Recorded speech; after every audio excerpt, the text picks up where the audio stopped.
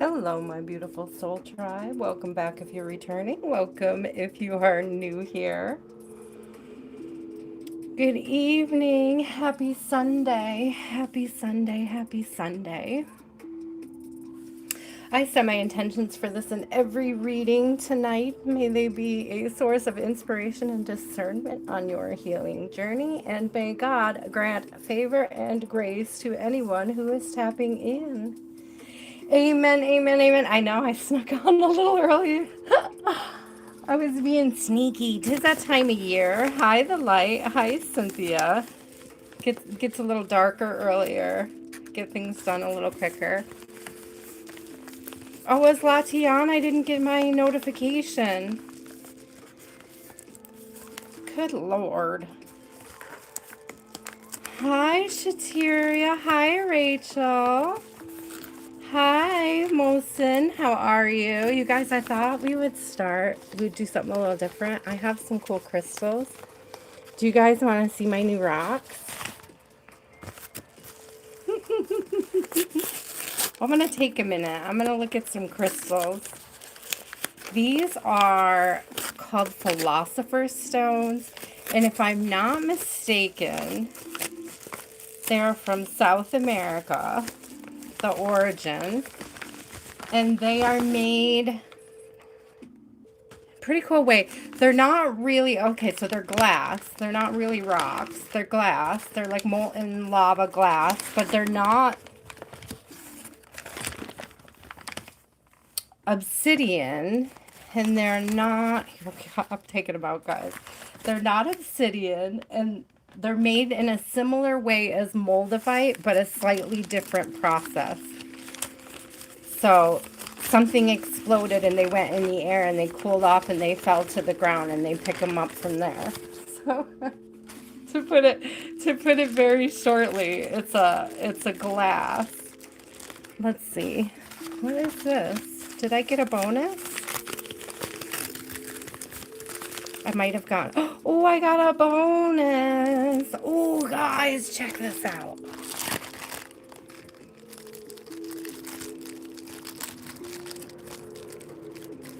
They're 3D printed little trilobites. Isn't that what these are? Somebody correct me if I'm wrong, but that is so cool. Oh, he's so creepy. Oh my god, I love him. He's perfect for Halloween. We should definitely keep him out. He can chill here with us. Oh, he's kind of creepy. Oh, come on over there, creepy guy. Ooh, ooh, ooh, he feels weird to play with. Oh, he's so cool. My daughter's gonna love it. Or she's gonna rip it apart, one or the other. We'll see. We'll see when we get there. So these are the Philosopher's Stones. There should be 3 of them. And I thought they were such cool shapes. Oh, I can't wait to wrap them. Look at this chunk of glass. How cool is that?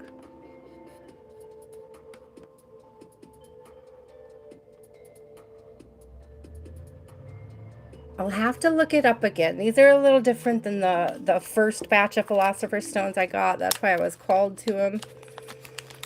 They may be different origins, slightly different processes, very different textures, each one of them.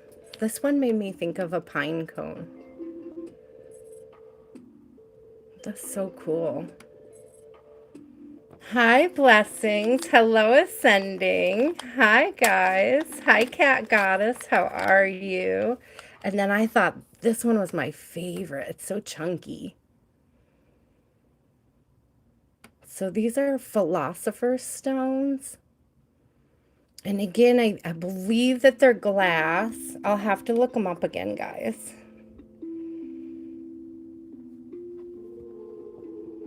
Like technically a glass. Oh, hey, sorry, Lottie. I heard you were live, but I didn't get the notification. I looked before I hit live because I wasn't sure. It didn't seem like you, but then I think Cynthia came in and said you were live, and I missed it. Good Lord. YouTube's being finicky. Well, I didn't open the list yet, so y'all have a fair shot of getting on. So let's drop hearts for the list. I think we'll drop hearts. The decks that I picked out today is one of my favorites, Oracle of the Seven Energies. They're both Colette Baron Reeds that I picked out for today, and the Good Tarot. So we'll use Colette Baron Reed today.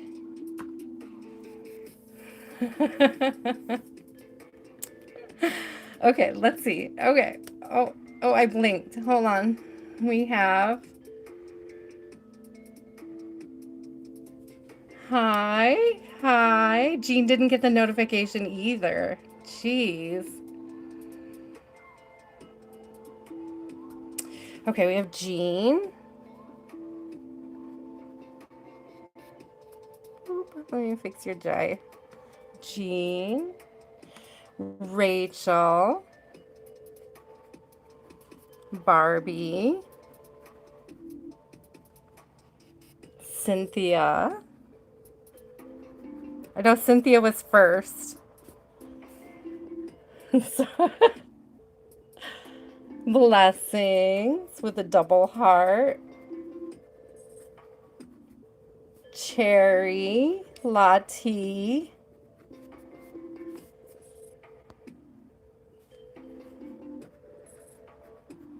Shateria.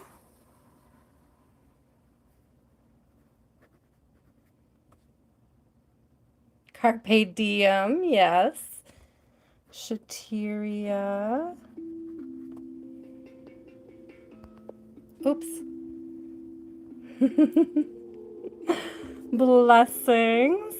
Oh, I already have blessings. I almost got you twice there, blessings. Sending me flowers. Okay, ascending.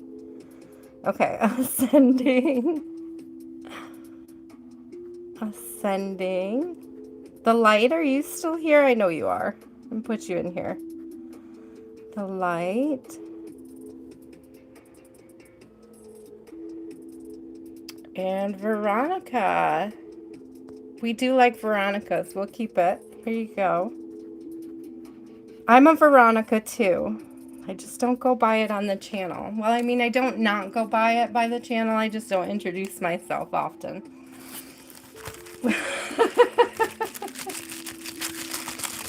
Just so happy to see you guys. Happy Sunday. I did a bunch of chores before I came on too. I didn't even take a nap, so I'm awake. And I made fresh coffee. And I have some delicious kombucha. So yeah, those of you who know me know I have my 3 favorite drinks here. So we have a beautiful, nice, delicious, dark brew kombucha here. I believe this is from the strawberry syrup batch.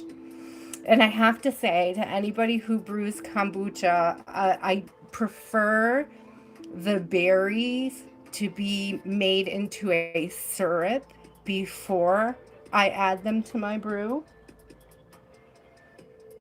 It's superior. Like, you can put the berries right in your kombucha with some sugar and it'll pick up the flavor. But I am telling you that if you cook the berries down in sugar and make a syrup first, oh my gosh. Okay, so good. Got my coffee, got my water. Got my Colette Baron Reed. We are ready to go. You're trying this store-bought? Yes, I'm telling you, that's how I got mine. Or that's how I did mine, from a $5. I haven't bought kombucha. I haven't bought kombucha, you guys, what, 3 years? I think I've been brewing now for at least 3 years, my own. And it all started with like that $5 raw kombucha that you get. So like, I think I even used the ginger one. Oh, I'm not an expert, but that's how easy it is, Cynthia. That's what I'm saying. Like, I'm not even an expert, but that is exactly how easy it is. They make it sound difficult. The people who want to sell you those $150 kits make it sound really difficult because they want you to buy the kit. You know, they want to make their kit seem easy, but it's really not that difficult. No shade to anybody who makes the kits. No shade. Just that it's not that difficult. Okay. So, Jean, my love, do you have a question?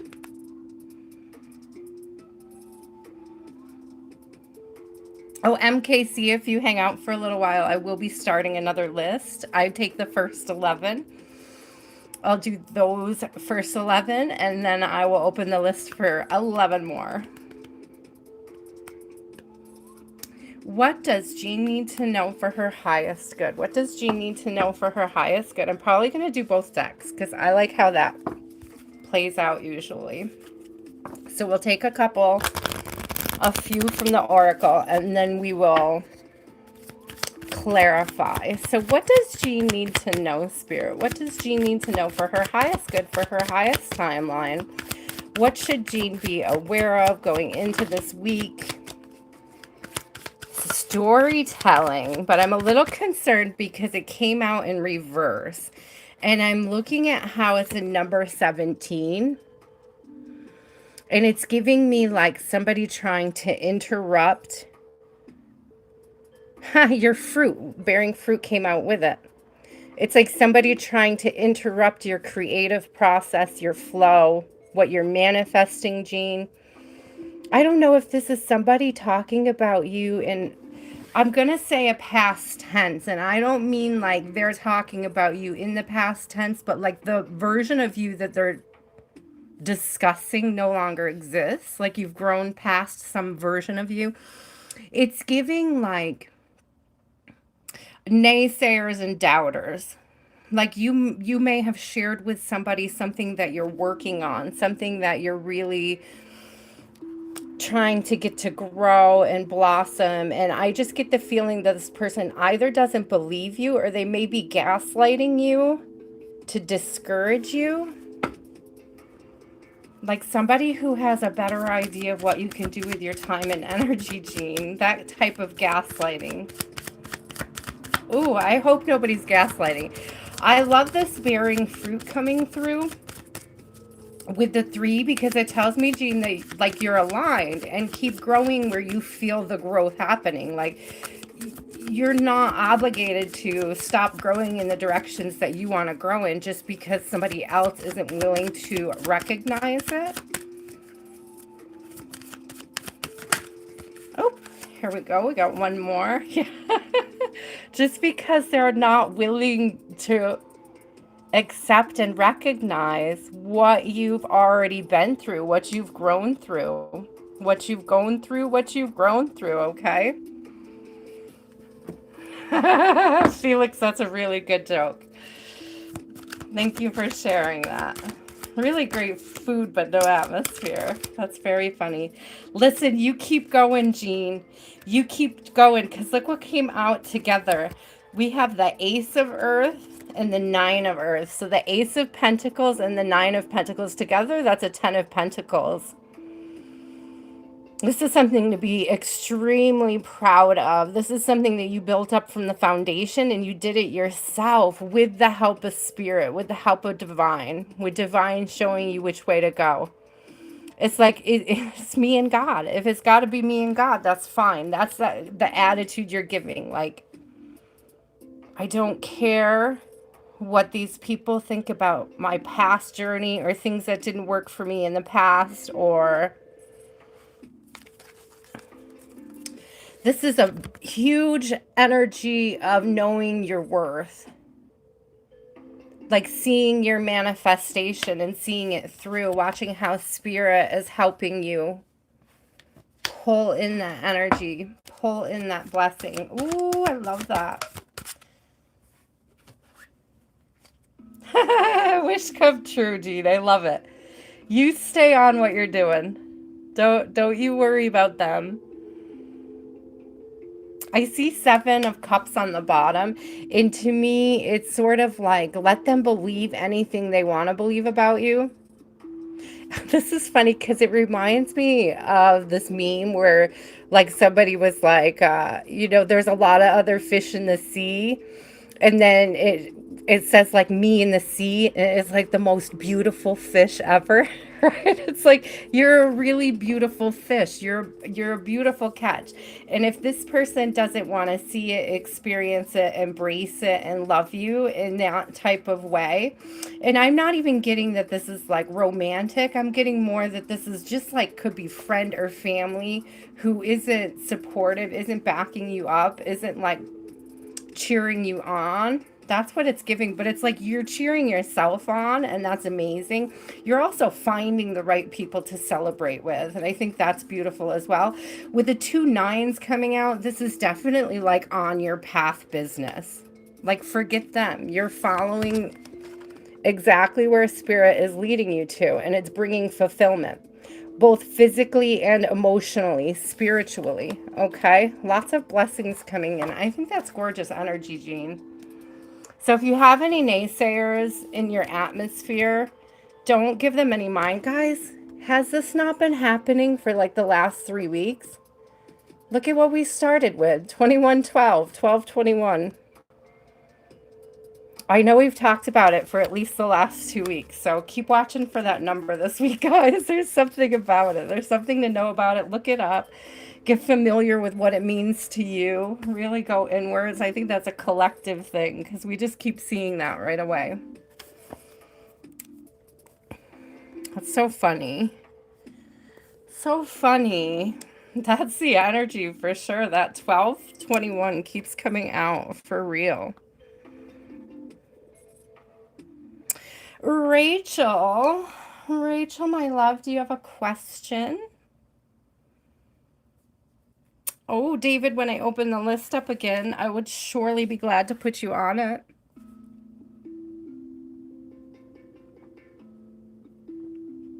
You're welcome, Jean.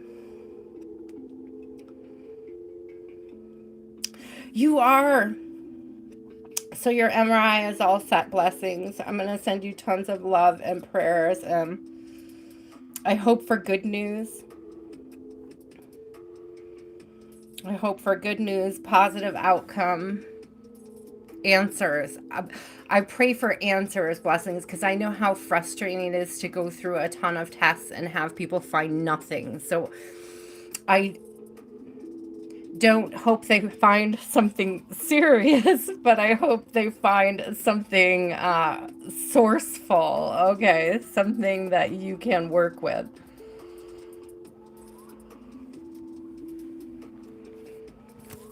Rachel, did you post your question? I got spammed. Let me see. Oh, there it is. What message does Spirit need? You don't care if it's tough love or a nice message. You're so cute, Rachel. Okay. Rachel wants the good, the bad, and the ugly, Spirit. Give it to her. What does she need to know this week? The good, the bad, and the ugly. What does Rachel need to know? The good, the bad, and the ugly.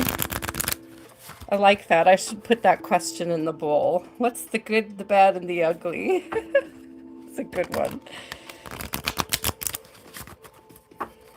What do we need to know, Spirit? What does Rachel need to know this week? What is the good? Okay, the good is endless possibilities. I'd say that is a beautiful first start. Hi, Antonia, my love. Welcome in. Endless possibilities. So you have endless possibilities on the horizon for you. Okay, Rachel, I'm getting very big, like fresh start energy. Like you feel inspired. There may be several things that you've been thinking about moving towards and you haven't quite decided yet. Oh, look, Uncharted Sea on the bottom. There's definitely thought about which direction to move in. Okay, you may not have clearly decided. There's a lot of possible outcomes too that may be causing a little bit of fear, Rachel. That could be the bad or the ugly. Let's see, what else do we need to know, Spirit?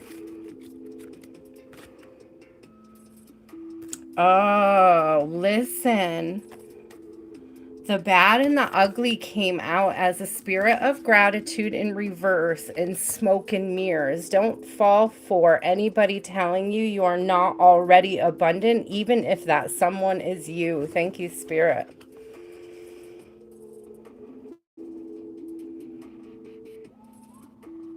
There is a tendency here to project out to some future unknown time your happiness or your ability to express gratitude. I'll be grateful when. I'll be happy when. I'll be all set when. What if this? When this does. And there's something about pulling it back, being present with your own energy, and expressing gratitude for every single breath and step along the way of your journey. And that is going to open up new doors. That's going to help you see through the veil. It's actually going to create even more possibilities that you may have already considered. You will start to see the resources that you already have in new light. Like you'll start using them in better and more productive ways. Thank you, Spirit. And it's even giving me like you'll start being grateful for when the bills are paid, even if there's nothing left afterwards. It's like even, my lights are on. There's food in my fridge. I don't have 2 dimes to rub together, but I'm still grateful.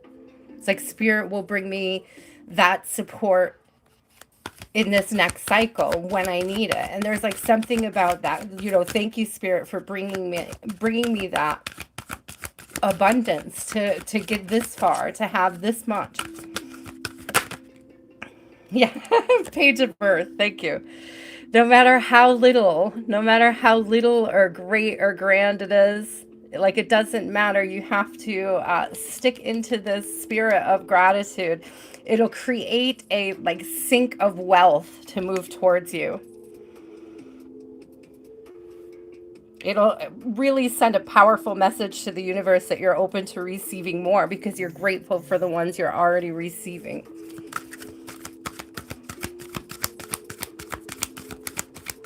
I'm also getting with this page of earth because he's holding a staff, even though it's a pentacle on the end, it's giving almost like wand energy. So it's like positive, inspired use of your resources, creative use of your resources, excuse me.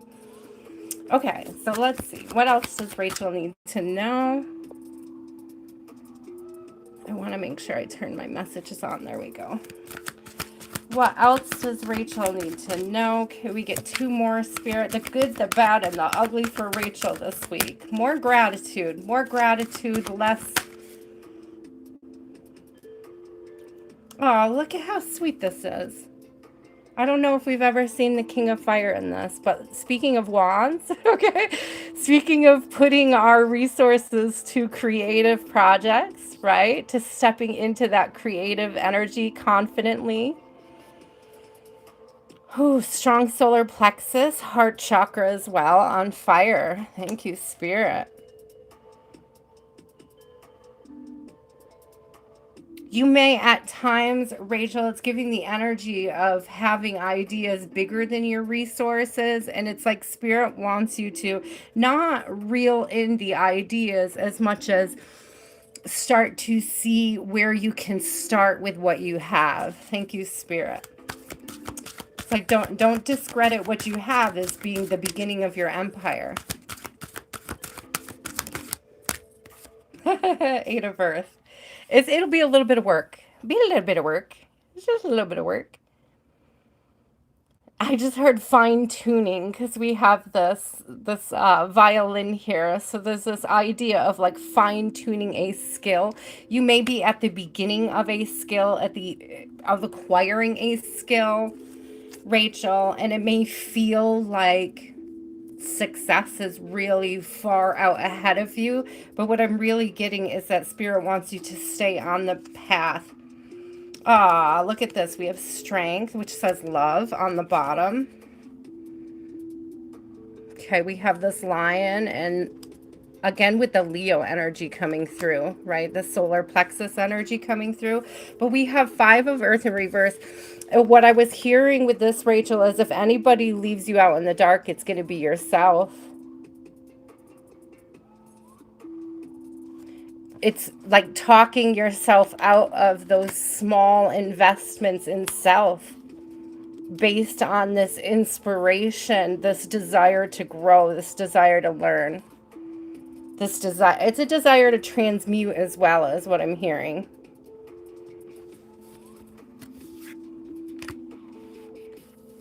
I see you accessing a lot of abundance as long as you can avoid falling into the trap of thinking you don't have enough. Don't fall in this trap of thinking you don't have enough. And you should be fine. You should be fine, Rachel. Always know that the universe is working out in your favor, okay? At all times, things are working out in your favor, Rachel.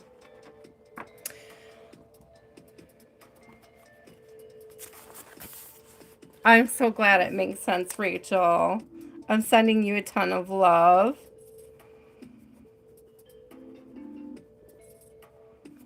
Barbie, what will help you now? I love when you guys are all ready with your questions. Super adorable. Okay, so after Barbie is Cynthia. After Cynthia's Blessings. After Blessings is Cherry. After Cherry is Lottie. Okay, so Barbie, what will help you to know? Oh, what will help you to know as you move on about this? Oh, what do you need to know as you move on about this week? Okay, I thought I was reading a totally different question for a minute there. Here we go, Barbie. What will help you to know as you move through this week? What does Barbie need to know as she moves through this week, Spirit? What does Barbie need to know as she moves through this week? What should she be aware of? What is in her atmosphere? What is orbiting her energetically? What does she need to be? Where the kombucha is hitting hard. I put a shot of my coffee in it too. It's wicked good right now. It's a perfect kombucha. Waking the lion, feeling inspired. Guys, I can't. We just saw the lion. I just said Leo. I just said fire. Like, this could be collective vibes coming out. This could be something we see frequently throughout the evening. Take it only if it resonates. Even if it's not your reading and it resonates, take it. Okay, so there's a lot of fire here. There's a lot of, I just heard ignition, like start your engines. It's giving like race. But it's not giving race like impatient race. It's giving race like excited race, like a racing heart, like finally stepping into something you've been waiting for. It's like getting a start.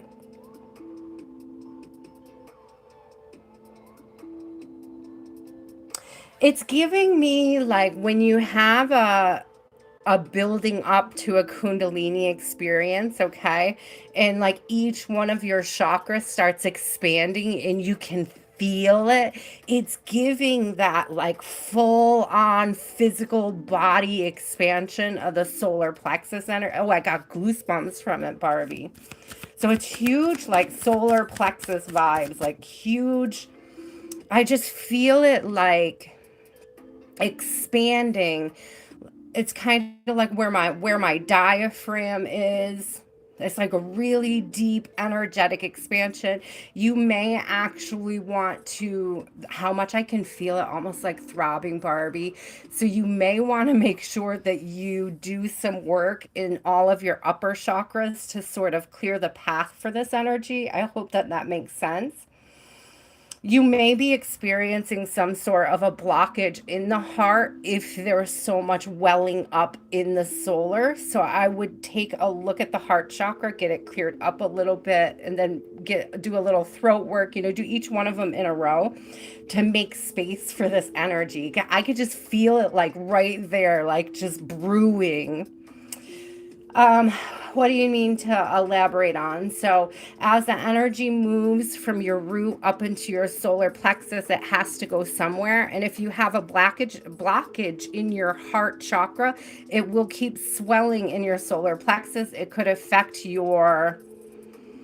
for example, it could affect your confidence, okay? It could affect your inspiration, your fire, your creative process.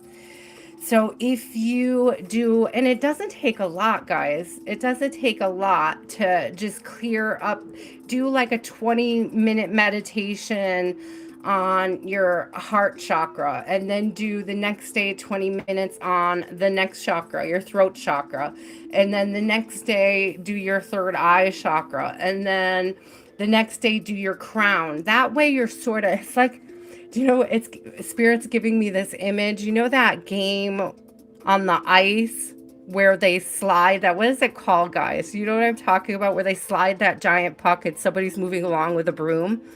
This is you like moving along with the broom, like dusting and clearing out the chakra ahead of this big burst of energy that you have coming through. I hope that that makes sense.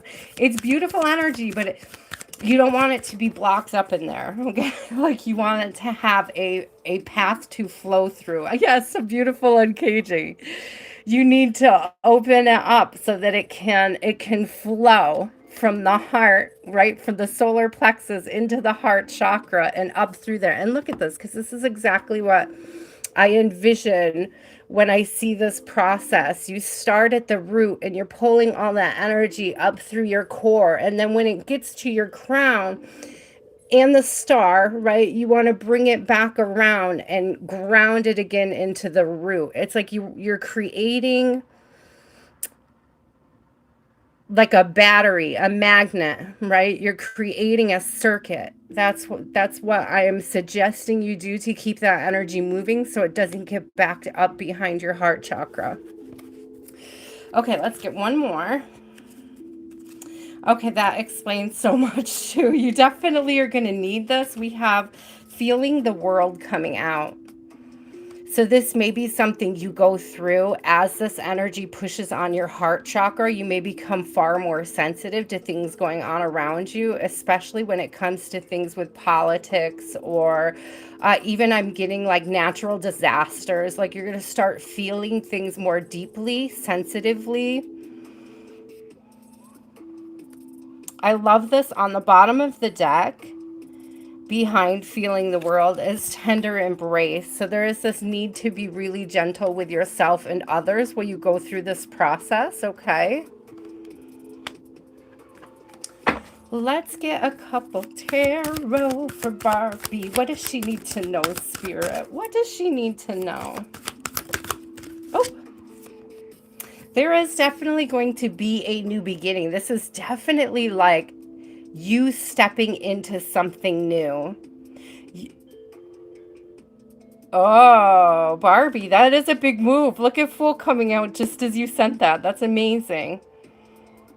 Yeah, take that as your confirmation. You're definitely getting this new beginning. And I love the combination of the colors from this Feel the World and these colors over here. It's like this card has both of those.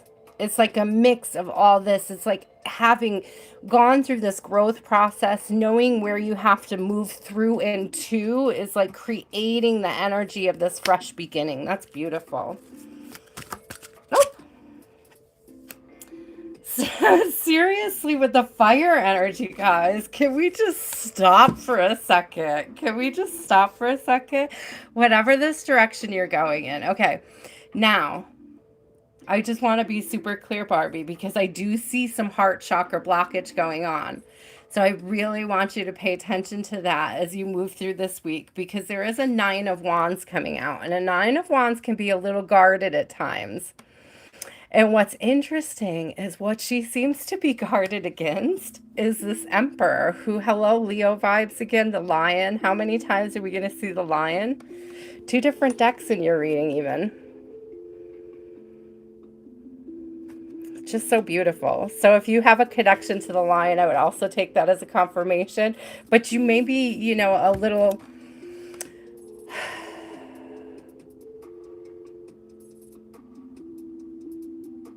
I don't know if you're holding your dreams too close to your heart.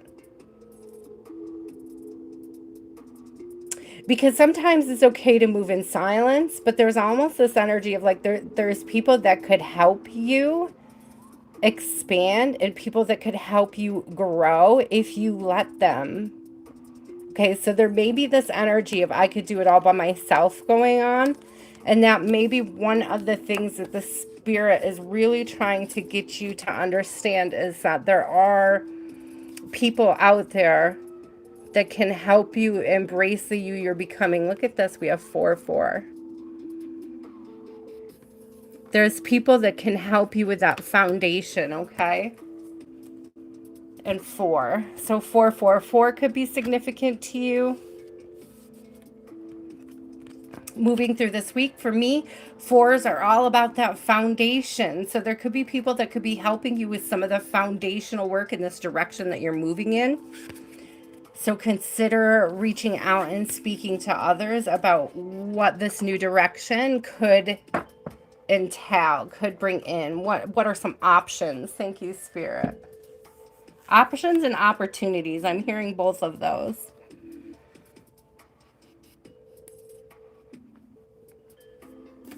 Oh, I love that. I had the coolest uncle. He was kind of the opposite of a bail bondsman. He was a bounty hunter. At least, okay. So there's a couple stories about my uncle, and I've heard some things that like make me wonder exactly what he was up to. Hold on, let me mute that. Because I think he was also growing herb back in like the 60s and 70s in Alaska when he came home from the war. And so I think there were some other things going on that might have accounted for his wealth. And I don't know if he hid it all behind bounty hunting, or how legit was the bounty hunting. Like, it's really hard to say. But I like to remember him as a bounty hunter myself. He could have had some side hustles. That's all I'm saying. That's all I'm saying. But he used to pick him up and bring him in. I loved him so much. He was cool. He's a cool guy. Uncle Buddy. It took me, you guys, I mean, seriously, it took me 40 plus years to really realize why they called him Bud. Like, I couldn't figure out my whole life where we got this name Bud from, because it wasn't his name. That was one of the things that got me thinking. I was like, oh, wait, no, I see what you were doing now. I get what you were on to, buddy.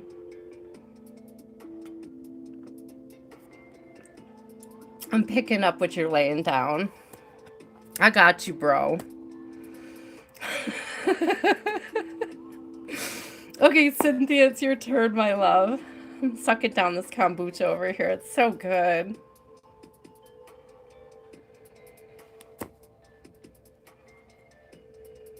Yes, Barbie, I love it. It's definitely giving a similar vibe. I don't know. I feel like there's huge solar plexus vibes, so I feel like you have a swelling of your confidence, but because your heart chakra might be a little tight, it can't accommodate that energy as it comes through. And so it's like Spirit's asking you to look at how you're connecting with people so that you can start to unblock that, okay? I hope that makes sense, my love. Aw, that's so sweet, Barbie. That's so cute.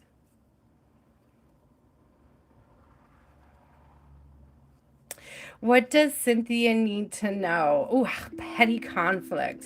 Oof. What do you need to know about the conflict? What does Cynthia need to know about the current conflict in her life? What does Cynthia need to know? You're welcome, Barbie.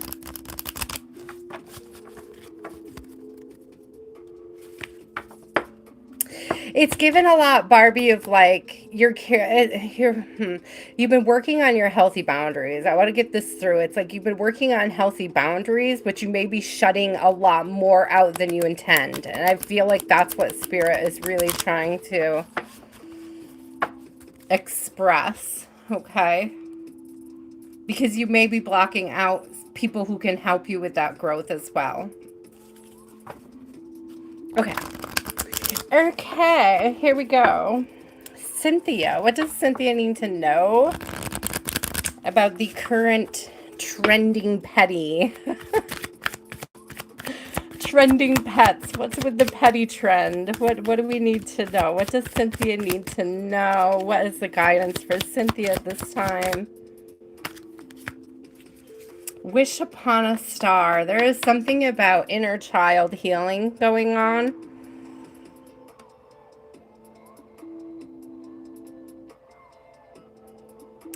There's an interesting energy here, Cynthia, that I'm picking up on, and you could correct me if I'm wrong, but these could be people you've even known since you were a child. It's like almost giving the energy of people who've always been around you. Could be people who've always naysayed certain dreams or aspirations that you've had. Or, the second thing that's coming to mind here is just that, Cynthia, what is happening with the petty arguments is triggering you in places to show you where the childhood wounding still exists. Ooh, that kind of hit for me too, girl. Like, just saying. I tell you guys, this is my shadow work too. I absolutely mean it. Oh,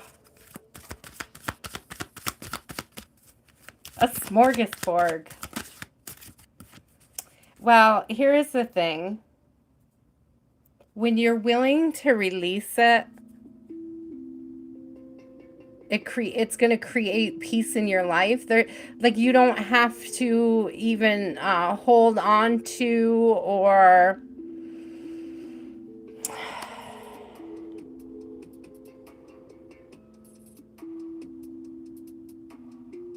I'm not going to say keep track of, but definitely you don't have to hold on to it so tightly.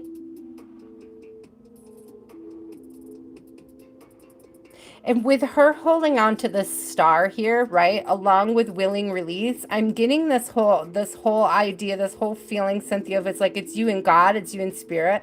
Like, all you need is your faith and your faith alone at this time. It's like you can let go of all of these petty little details or petty little complaints that people have about you, because you know what the source of your light is, where it's coming from. Oh, spirit. I love that. Not yet, David. I'm on number 4 of the first list, guys.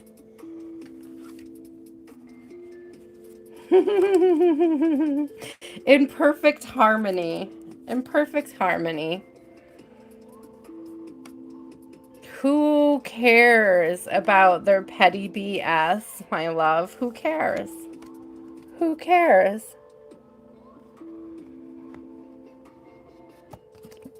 If you're in harmony with spirit, with source, with purpose, whatever this other petty business is that's going on in the background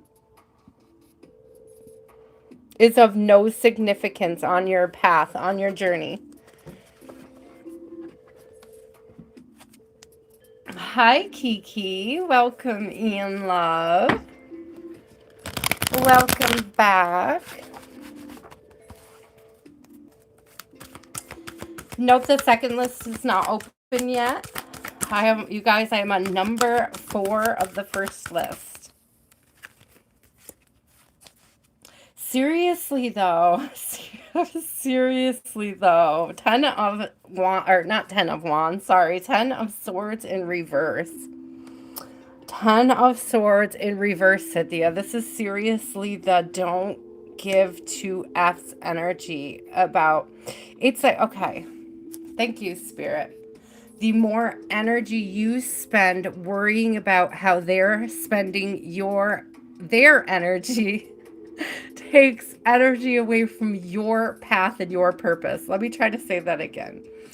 The more energy you spend worried about what they're thinking, doing, and saying about your path, it's less energy you're spending on your actual purpose. So, damn, thank you, Spirit. That was beautiful. The Queen of Water came out, right? So we've got this good, like, being emotionally balanced. Breathe. I'm hearing a lot of take a deep breath, okay? Take a deep breath. Breathe through it because you have work to do. Eight of Pentacles here. You have work to do. This is all about staying focused on your purpose.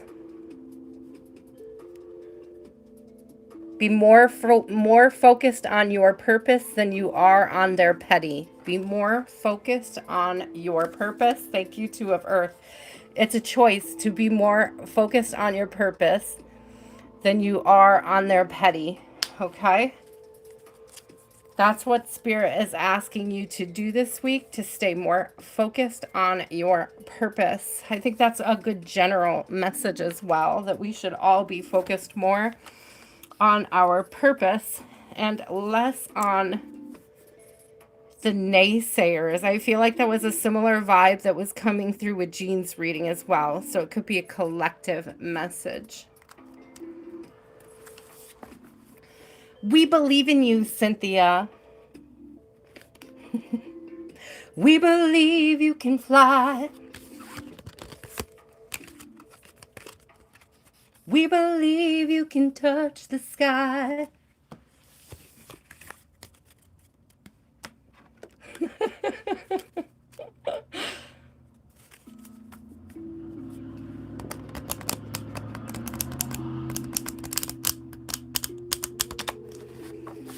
Some stuff is denied refunds for damaged products. I think that it would matter. I mean, I don't know the numbers on that, Cynthia. I don't know what your course of action would be. It's like if it's going to be a long drawn out lawsuit and you're going to lose money regardless, like if you're not even going to break even going after it, then you might want to take the L as a lesson learned, right? But if there's some way that you can recover at least your losses, like minimally your losses on it, then, I mean, to me, it depends on how much paperwork is involved. And that's just me, because I'm not into that, right? Right? You might be. It might be something you can tackle, but I am like... I love the way you say that. Pursue conflict when it's worth it. I mean, I'm never going to tell somebody that they shouldn't defend themselves if they feel it necessary. I'll put it that way. If you're called to defend yourself in a certain situation, right? Like, I mean, it's something that Spirit is calling you to, but it doesn't have to be personal, right? It doesn't have to be personal, and it doesn't. And I feel like that's a big part of the message for you, Cynthia, is that even those steps and those things that you're doing, if you're Spirit led by purpose, it doesn't have to be petty or personal. They may take it as petty and personal, but it doesn't have to be personal, right? You can still go through the process of defending yourself. Like, I'm going through a bunch of processes of paperwork and stuff, and you know, things that I don't necessarily enjoy, and I could say I'll just take the L on it, but I know that, you know, going through the process without taking it personally is important. Is like necessary, right? It's like just built into the system of how it works, sadly.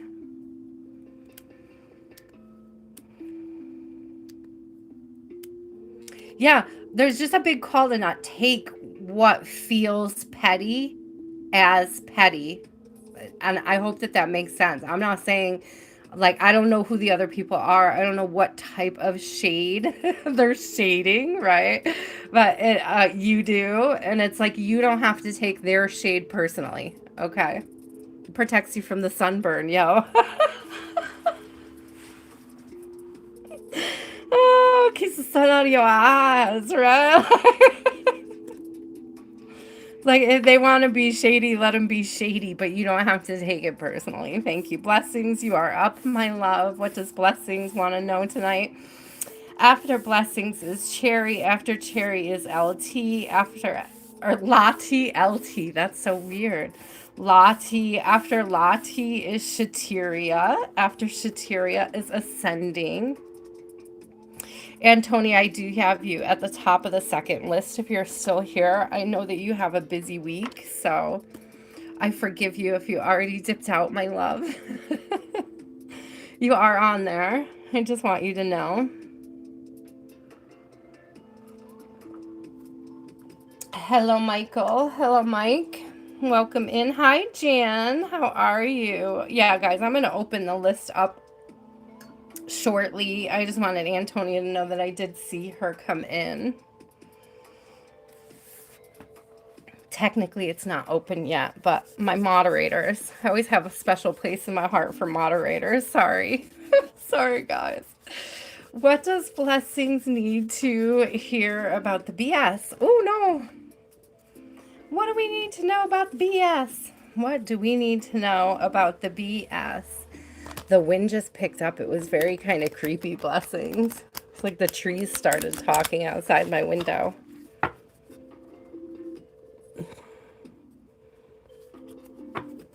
So it was like noise getting louder, like somebody maybe getting louder. People, it's giving like mumbling under the breath, like disrespectful mumbling under the breath.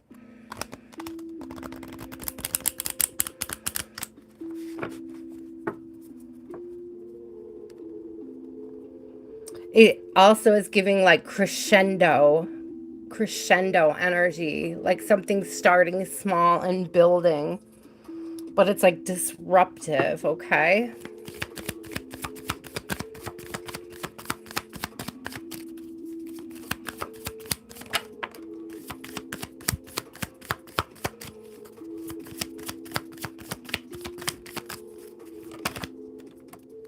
We have the Beautiful Uncaging coming out twice tonight. A higher view. Beautiful Uncaging, a higher view. Look at 1441.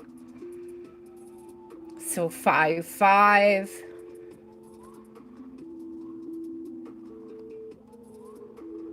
I just heard a foundation in God. Interesting.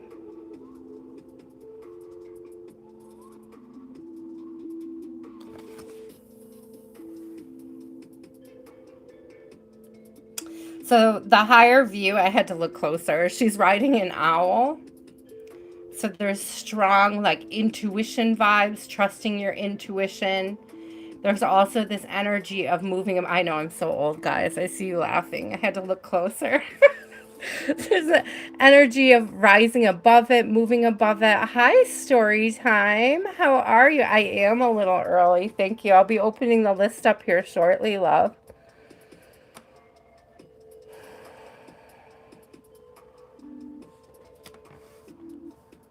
Let me get one more to clarify this. What else does Blessings need to know? It came out right away. Healing the heart. There's steps that you need to take to heal your heart.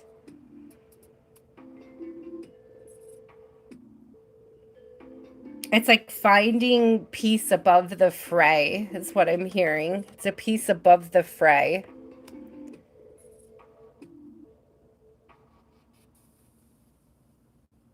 And the trees calmed down like right after I said it. And I don't know if that's because there's a calming coming, that there's like that ending of a cycle.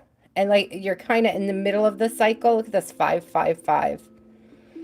So you're in the middle, you're like right towards the end of a cycle. You're about to go through a big shift. You're going to find a new level of peace.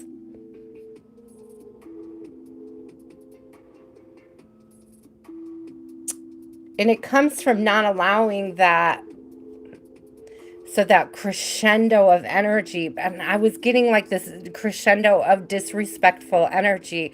It's like rising above that. Like protecting your peace and holding on to your peace and understanding that your peace is yours and you don't have to give it to anybody. Your peace. It could be a piece of your mind as well. You don't have to give it to anybody, right? It's like you're allowed to hold on to it, whatever the peace is, whether It's somebody trying to get a rise out of you and you just not giving it to them, or which I love it because technically you're rising above it, okay?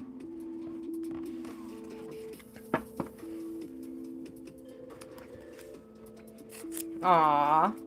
I'm sorry you feel that way. Blessings, love. I hope you find resolution soon so that you can begin to heal.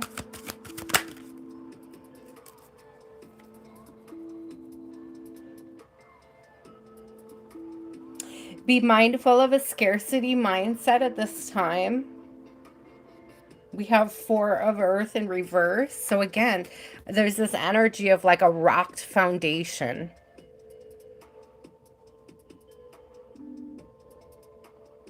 The pinnacle of a disrespectful crescendo. Okay, Spirit.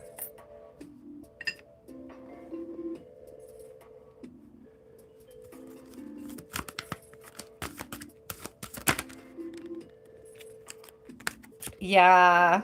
Honey, listen. Sometimes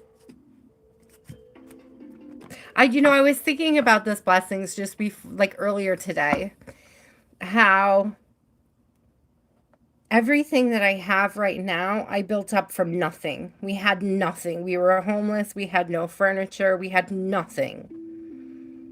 Okay. And it was like, and I was thinking about it and I was like, but now I have something. And it was like, even if somebody took all of that something away from me and I had nothing again, I would know in my heart of hearts that I could build up again, that I've done it before, that I could do it again.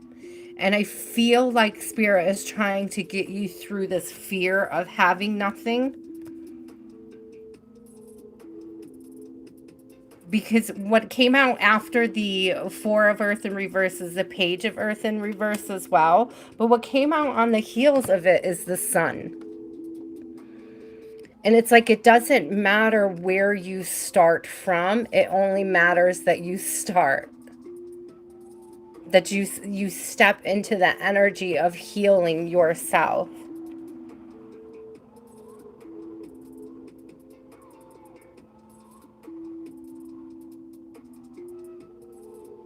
You may be afraid of starting this new journey of healing, like really fully stepping into your own peace, creating your own peace, understanding what you need to experience peace in your life. And it all may feel really new and different to you, blessings, but I'm taking this reading as Spirit cheering you on to continue down that path.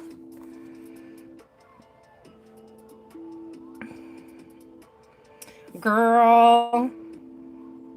Well, I'm telling you, it's like Spirit really wants you to lean into that wonderful wisdom about yourself, that you have been through that much and that you've overcome that much, and that whatever it is that's being put on your plate at this time,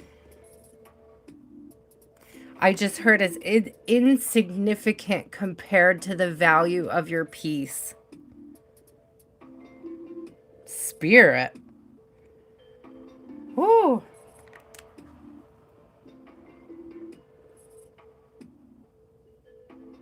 Your healing and your peace is way more valuable than anybody else's crescendoing BS. That's what it's giving me. So allow that peace.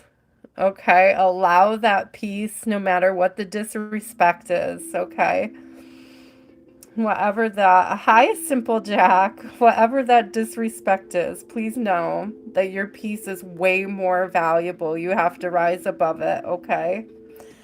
I hear you saying that Spirit keeps putting the bar up higher, blessings, but I'm here to tell you that you can fly, okay? This is going to be the theme for the night. You can fly, okay?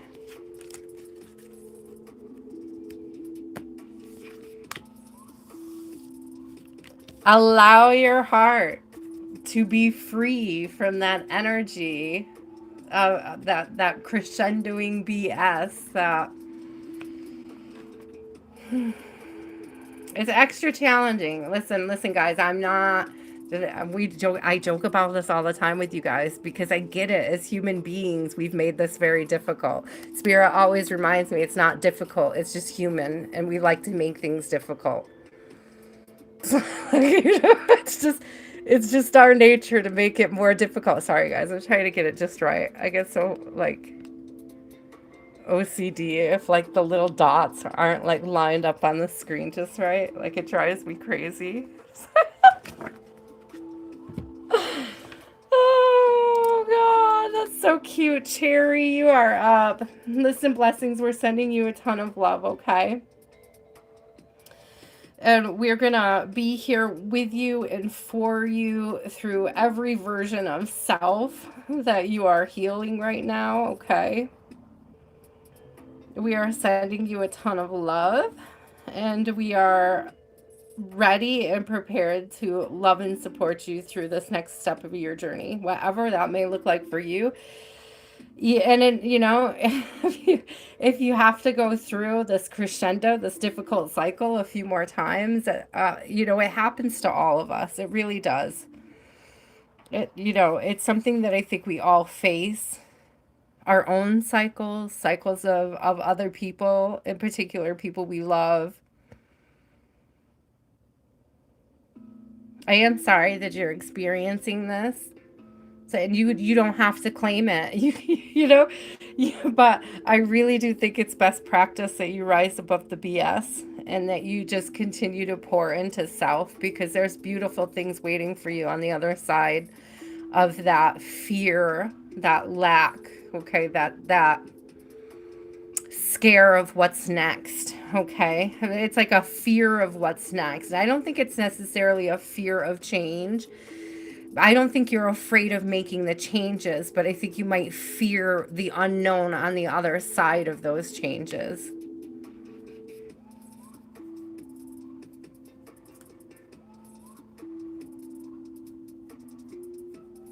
Cherry,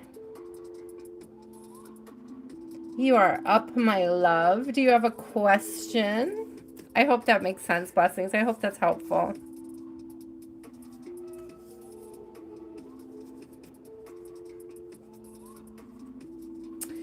Girl, I know. And the problem is when you're trying to work with somebody who's programmed like that, it can be nearly impossible to reprogram yourself for the higher timeline, And then you have to adjust accordingly and decide how much of their energy you're responsible for.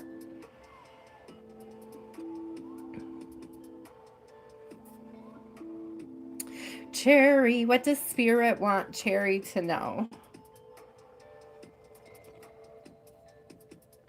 What does Spirit want Cherry Blossom to know?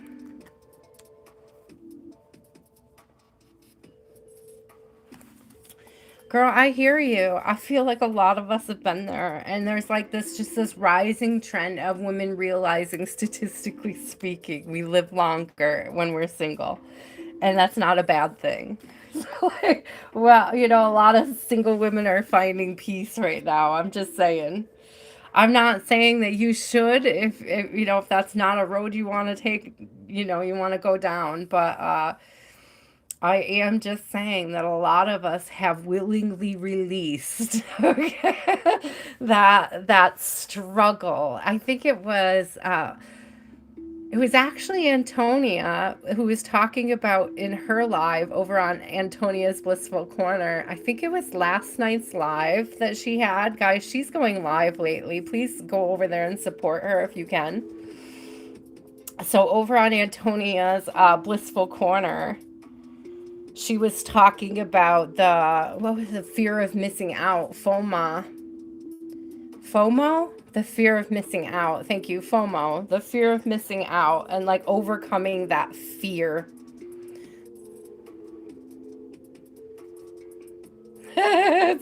It's true, but it's true, blessings, though. It's true. It's true. And when people don't appreciate that, it makes it very difficult to work with. It makes it very difficult to coexist peacefully. Okay, Cherry, I see you. What does Spirit need Cherry to know? What does Spirit need Cherry to know moving into this week? After Cherry is Lati. After Lati is Shateria. After Shateria is Ascending.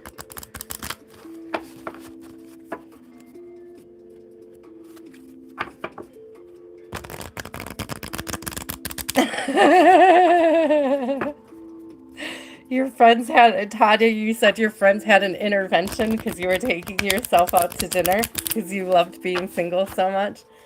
I take my guys. I mean, my dad. Those of you who know, my dad's 93, so I don't get the Thursday off that I used to get. He's no longer able to watch my daughter. But when my dad would come sit with my daughter on Thursdays, it was like take myself out for dinner. I would take myself out for ice cream. I didn't have to have anybody to go out with. For a few of those years, I had a friend that I would hang out with, and it was a guy friend, and then he had a girlfriend and was being weird. Like he didn't even get the girl. Like he seriously he's just such a Okay, so there's a whole premise to this. You guys got to remember when I had this friend years ago because I used to talk about him because I started my channel I think during our friendship. So, um, and single girls with guy friends, you know how this goes. Guy friendships don't always survive new girls and girlfriends, right? Women who have had friendships with men no, this is true. And I prefaced the whole friendship with, I don't usually take on guy friends because when they get girlfriends, it never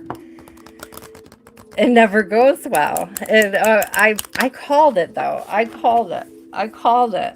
I called it, Tanya. I called it because I mean, I went out and I enjoyed Thursdays with that friend. It was great. We had a lot of fun, but as soon as he got a crush on a girl, it was like it destroyed our friendship. So he didn't even get the girl and he destroyed our friendship over it. That's what blows my mind. Seriously. So that was it. The whole premise of our friendship was that I would help him vet the girls that he was dating. It was like the first girl he considered dating, and I was like, bro, she's not for you. And he was like, I didn't ask you. And I was like, the whole premise of our friendship was that I was gonna help you avoid this train wreck you're about to freaking go on. But okay, dude. So that was it. Guys, listen, if your female friends come and tell you that the girl that you're trying to date is acting sketchy ways behind your back, you should probably listen. I'm just saying. That's for the guys out there.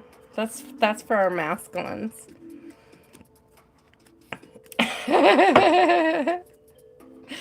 Twice. There was 2 wealthy men in that reading, blessings. I do recall. I would take a wealthy man. But he's got to have a good heart. He's got to have a pure heart. All right, Cherry. What does Cherry need to know? What does Cherry need to know? Bearing fruit, Cherry. Look at you. The royal you is bearing fruit. The royal you is bearing fruit. Something you've been working on is really coming into fruition at this time. It's giving really entrepreneurial vibes. I don't know what you're working on. You don't have to tell me. This is a huge energy of something that you're working on coming to fruition, growing, expanding. I'm also getting very specifically, and you can correct me if I'm wrong. I don't know if you're a mother, but this is something about the way that you're treating yourself is changing the way your children not only see you, but see themselves and what they're willing to accept from outside of themselves, okay? So what they're willing to accept from others. It's like in watching you respect yourself, That's what they're learning, how to respect themselves. And this may not be like your kids, Cherry. You may not have kids, but this could be like friends' kids. This could be like other relatives. This could be it's like cousins' kids, you know? You're setting an example that is breaking. Thank you. A powerful move. You're setting an example that is breaking chains. It's breaking blockages in the family line. I love this roots of abundance on the bottom. It's like setting a whole new course for your ancestry. That's beautiful.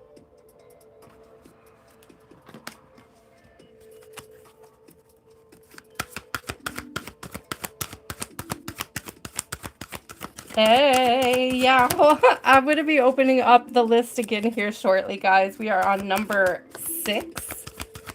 When I get through the first 11, I will open it again. Ace of Cups coming through. Seriously, the way that you respect yourself and you require others to respect you is breaking family curses, is rewriting how the people who relate to you the most move in their lives. There's this energy of knowing they don't need to accept disrespect. Yes, very willfully being able to cut their losses. Okay, this is a very beautiful energy. They don't need to take no ish. There's 7 of air on the bottom. So 7 of swords on the bottom. I love all the different little geese and stuff. Super cute card. 2 swords coming out. Okay. Choosing respect, choosing love, choosing self. I'm hearing with the 7, choosing self. It's like you're teaching your children and your children's children how to choose self-respect and how to have that reflected in the partnerships that they agree to, in the things that they consider a blessing. Ooh, spirit, that's beautiful.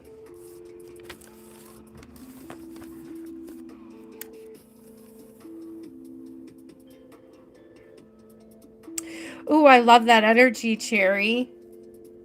I don't see anything really coming out that you need to be aware of this week. I just think it's like a beautiful bravo from Spirit. Like you're doing the things, like you've broke. Ooh, I just got goosebumps. You've broken those generational curses. Like there may have been a time in your life when you questioned whether or not you could provide a better future for your children. And it's like just by doing this, just by respecting your own energy, just by valuing where you put your cup and whose cups you accept, like that example that you're setting for the people around you who love you is like, it's just your guides are noticing and they want you to know they notice. Okay, they see the differences, they've seen how much you've grown and how far you've come, and they're applauding you. It's like I'm getting like, let the dharma begin. It's like you may have had to have dug yourself out of a lot of karma to get to this place, but it's like now, oh, look at this. Yeah, 10 of cups on the bottom. I wasn't even paying attention. Ooh, with the queen of air behind there. The completely trusting spirit that let the dharma begin. Let the blessings. You cut off the BS. You learned how to build those healthy boundaries and protect yourself from the people that would create the karma in your life, okay? And so now you're ready and opened up for this dharma. I love it. I love the little happy Buddha. Hello. This is my favorite. I love the laughing Buddha.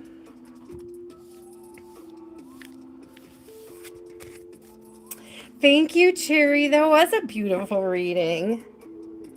Thank you for letting me access your energy. Thank you for trusting me with your energy. I appreciate it. Lati, you are up. After Lati is Shatiria. After Shatiria is Ascending. After Ascending is the Light. And then after the Light is Veronica. Feels weird saying my own name. Just want to say that. Thank you, Cherry Blossom. What is the vibe with the fire energy coming out? What is the vibe with that? It gave me chills earlier. I'm getting like a really like, the closer we get to Halloween, the thinner the Val gets.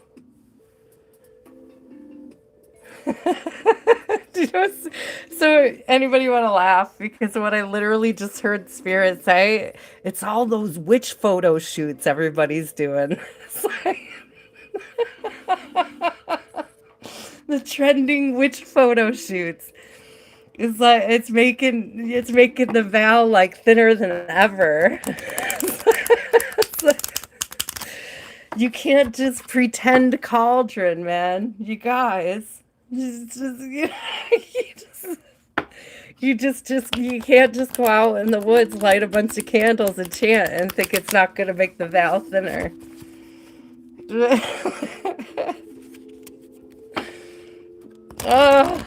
Horror story vibes, right? Okay. Whew, I got like weird goosebumpies. So cool. All right. Tell us about this fire energy, Spirit. What do we need to know about this fire energy? Did you see how fast those came out? Hold on, because I feel like something flipped, but I don't know for sure. Nope. I think it flipped and fell out. Okay. Deep breath. Sevens, introspection. Time for introspection. The Val is super thin. Protect your energy.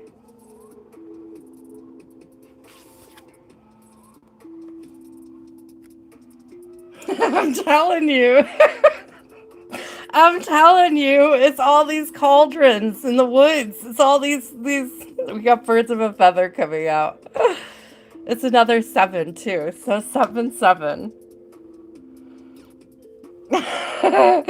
Interest, I'm telling you. It's like there's just a lot of energy of people doing things ceremoniously that they don't really understand what they're doing. Like they and I don't mean that in a bad way at all. I think it's beautiful. I think it's super cute, okay? It's like you said birds of a feather. It's like I think it's super adorable. Like I love seeing these quote unquote little covens popping up, but it's very powerful, okay? And I feel like it's like it's creating this vortex. A burst of magic. It's creating this vortex. It's just an increase of incoming energy right now. That, and you know, that goes back to what I was saying about, I think it was in, I don't know if it was Rachel or Barbie's reading about the expanding solar plexus chakra. Like there's this huge incoming energy and it's like it has nowhere to go. And I feel like that's where this fire is coming from. It's like a higher need for transmutation. Oh, let me grab the other deck. I love that, birds of a feather finding your flock. But I feel like it still just gives me all these witches in the woods not knowing what they're doing. Yeah. Oh, thank you. We got the star energy coming through. Again, a higher level of transmutation necessary. More 7s coming through. Big transmutation energy. Big the problem is, you know what it is? The problem is they all go and do this and they don't know what they're doing, and then they go back to their regular lives, and it's us spiritualists who are left to transmute all that extra freaking energy from this time of year. You know, So I feel like it's just like us gearing up to light our torches. You know what I mean? To get transmuting, to start redirecting. I heard micromanaging the energy. Yes. Isn't that funny? So because look at, we had birds of a feather, and I always think that they look like they're on a dock. Do you know how like docks have the different levels of posts, and then I get the three of water coming out? It's the birds of a feather energy just being confirmed. It's flocking together. It's waking up a ton of energy. It's bringing in a bunch more.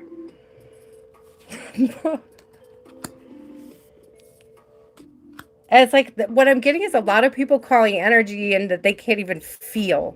It's like the people who can actually feel it who are stuck with the transmuting. It's like, it's like they're not open enough to feel it. They're just dumb enough to call it in. I'm sorry. I don't mean to say it that way, but that's the way like the energy is coming across. It's very frustrating. It's like, don't play with what you don't understand. Thank you. So you got 4 of fire coming out and 4 of earth. Don't play with things you don't understand. And look who's right behind it. The freaking emperor again. Don't play 4. Don't play with things you don't understand. You're messing up some foundations. Don't play with shit. And I don't think that this is you, Lati. I don't think you're the one playing with things you don't understand. I think that what it is what's coming through is this increase of energy that spiritualists are left to deal with when the Val is super thin. Look at the Hagstone. And the Hagstone, you guys, if you know anything about a Hagstone, you look through the Hagstone and you can see through the Val into the fairy realm. It's like when I say the Val is thin right now, that's what I mean. It's super freaking thin. Yeah, it's huge portal energy, definitely.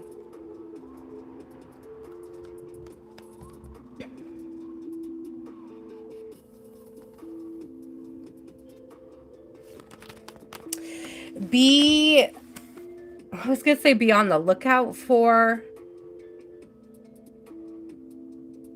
it's going to be dreams. There's going to be some interesting dreams. They could be dreams about fire, dreams about transmutation,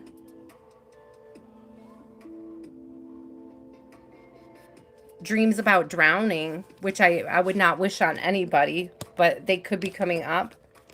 Tanya, I didn't call you specifically a hag. I said this is a hag stone. So there's definitely this energy here of it's an increased influx of energy. That's what this is. That's what this solar plexus explosion that we're dealing with. I don't know. I was just like looking at like this, if solar plexus was a freaking water balloon, Lati. It's like that's what it feels like, being bombarded by all the solar plexus energy and having to transmute it as quickly as possible. Spirit just said focus on efficiency and not, it's like not focusing on doing it quickly in inefficient ways, but focusing on doing it efficient ways, and it'll be quicker. Thank you, Spirit. So whatever that means to you, Lati, whatever your efficient way is of clearing your energy, that would be it. So my most favorite efficient way to clear energy, I will say, because you're picking up on remote viewing, yeah. So my favorite return to sender, like my favorite way to do a return to sender, guys, if you ever get the ick and you just want to get some energy off you, don't ask me how it works. It just does. Play Elvis's Return to Sender and dance it out. I'm telling you, if you rock out to that song, you sing it with all your heart and you dance it out, you're not going to have the ick anymore. It's like you just won't. This is my favorite return to sender little ceremony, if you will. It's a really great way to quickly change and transmute energy. So it's like the efficiency. That's what I'm saying. Going for efficiency. It doesn't have to be your way of transmuting, your way of calming that energy does not have to be expansive and complicated. That's, I think, what Spirit is getting across. It could be as little as playing a really great song and freaking dancing it out. Oh, perfect, Lati. I'll take it as a confirmation. That's beautiful. Shateria, I do think that I saw Antonia go live. So if any of you are over on Antonia's Blissful Corner, please send my love. I know she's challenging herself to go live every evening. So if you do get over there and check her out while she's live, or please do check her out. Shateria would like a general. After Shateria is ascending. After ascending is the light. After the light is Veronica. And then we will open the list up again.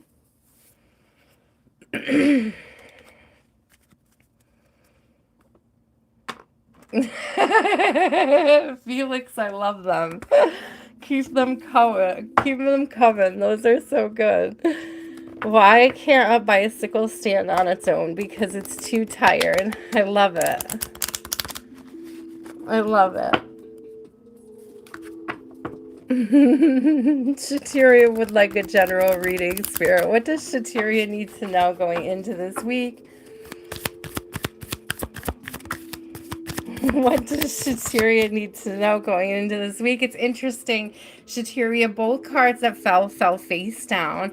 And it's giving me this energy of like something could surprise you. There could be a surprise outcome to something. I see that one of these is upside down and one of them is right side up too. So this could even be like this weird vibe of anticipation, not knowing what an outcome will be. So let's look. What are the possible outcomes? Broken Open was the one that was in reverse. And the Royal You. So I kind of like this energy. I love this energy. It's being more of like not letting people break you. Stepping into or through, it could be moving past a time where you felt like you had to do a lot of healing work. I'm almost getting this energy, Shateria, of seeing how much healing work you've already done. I heard that earlier today too. That's the second time it's coming up. Lati, don't sleep on you. Look at this. Let it go. There is seriously something here. I don't know if there was somebody who tried to break you or if this is like coming over the threshold from a tough time of healing. You may be feeling quite back to yourself. Like you're willing and able to allow joy back in. That's what it is. That's what it's giving me. It's giving like a full surrender, like it's forgiveness though. And it could be forgiveness of self. It's giving big forgiveness vibes though.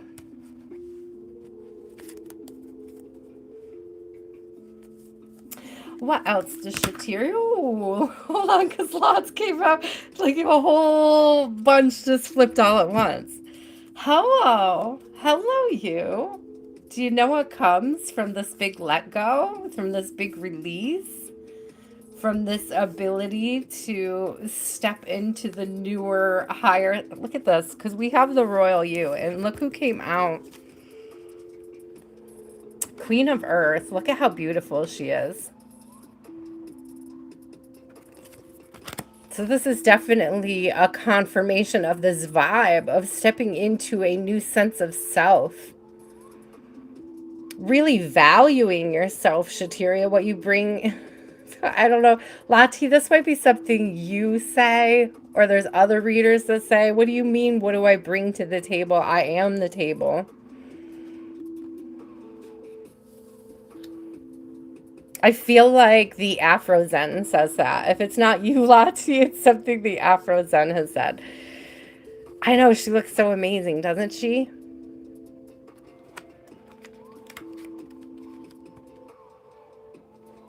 So then what else came out here? Six of Water, moving towards calmer waters.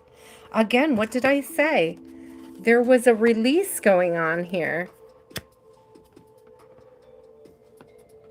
Do you see how in like one she looks kind of pained and the other one she's on faith, she's praying. There's this transmutation here, this release, this coming out of this pain and stepping into this faithfully, I was going to say faithfully self or faithfully you. What else is coming out here? Yeah, no regrets. No regrets.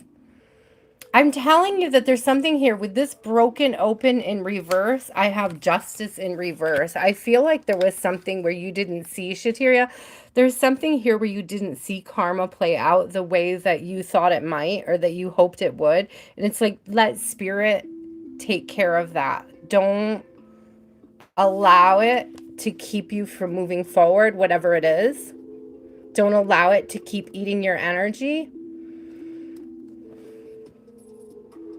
Don't let it rob you.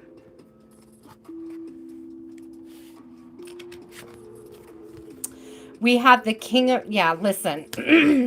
This could have been about somebody lying to you, okay?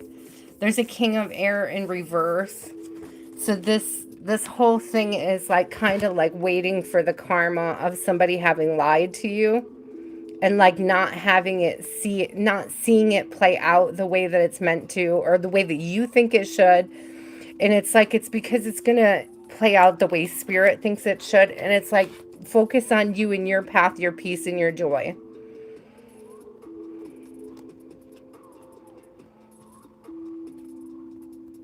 It's like, what is ahead of you, what you're about to embark on. Here's the Page of Earth. What this new beginning, this new cycle. It's a beautiful earthly cycle. It's very supportive, okay? There's a lot of growth in here. There's a lot of stability in here. And it's like letting go of this instability that this person was trying to cause you is going to open this door, is going to bring this peace through for you. There's a level, there's a new, it's what I'm getting very specifically, Shateria, it's like a new level of self-awareness, a new level of self-actualizing. I'm getting more so like leaning more towards the awareness, like a new level of self-awareness.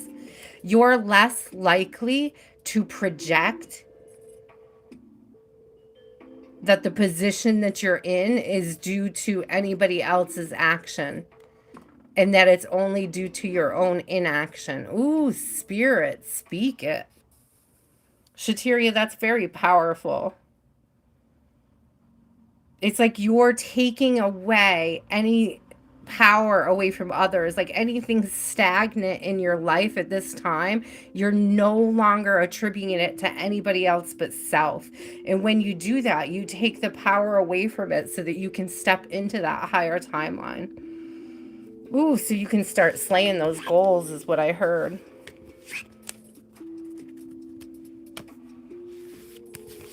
Ooh, Shateria, that hit.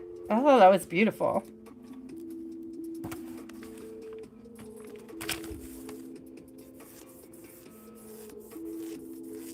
Lovely times, Felix. You guys are so cute. Look at you just being so happy to see each other. I love it.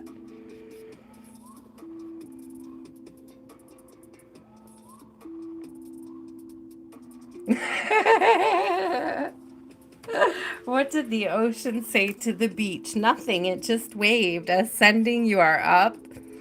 After ascending is the light. After the light, you're welcome, Shateria. After the light is Veronica. I'm loving the dad jokes tonight.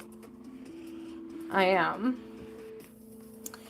A general reading for the next couple of months. Yes, yes, yes, yes, you may. Let me just sip my kombucha and enjoy that dad joke for another second, shall we?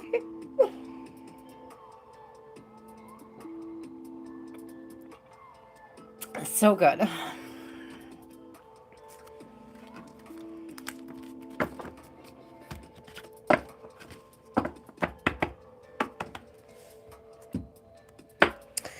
General reading for the next couple of months, Spirit. What does Ascending need to know for the remainder of this year? We'll say. What do we need to know for between now and New Year's, Spirit?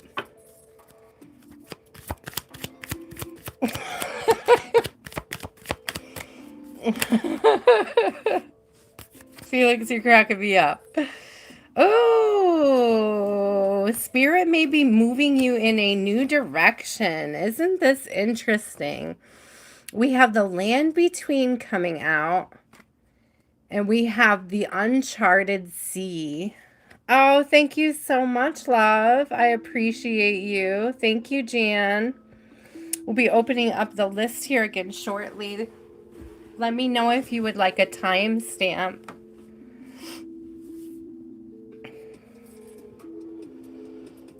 So you are being moved to take steps, Ascending, to change direction, to go in a new direction, to start something new.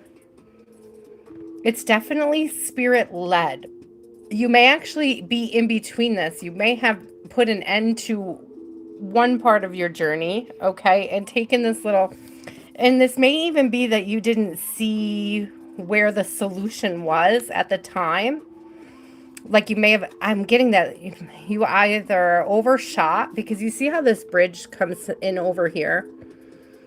So it's like you may have come all the way to a path and you may have felt like you were backtracking at times, Ascending. I just heard healing is not linear. So there are times when we have to move backwards to go forwards. That's what Spirit's giving me with that. And that's all part of this process here. This definitely is an end of a cycle. With 46 here being 10, there's an end of a cycle and a new beginning. Okay, Spirit, give me one more of this. It's like finding your way. Finding your way. And it did create, it's giving me the energy of like 1 step forward, 2 steps back. And I'm also seeing with the uncharted sea, it's like that time when you're at sea forever and you feel like, when am I going to see the land again? Which is interesting because the other card is the land in between. It's like, where is this island? Where is this? Are we going to fall off the edge of the earth? It's giving this energy of like, when does this part of the journey come to an end? When can I say I've arrived? That may be a question you want to ask yourself. That could be a journaling prompt that you, if you're into writing and journaling, Ascending. What does my arrival look like? And there's something here about enjoying the journey. It's like being less about the destination and more about the journey itself. But you may want to look at that, okay? You may want to look at that. Thank you, Spirit. All right, let's get one more. So what was that journal prompt? I should write it down for myself. They come and go so fast sometimes.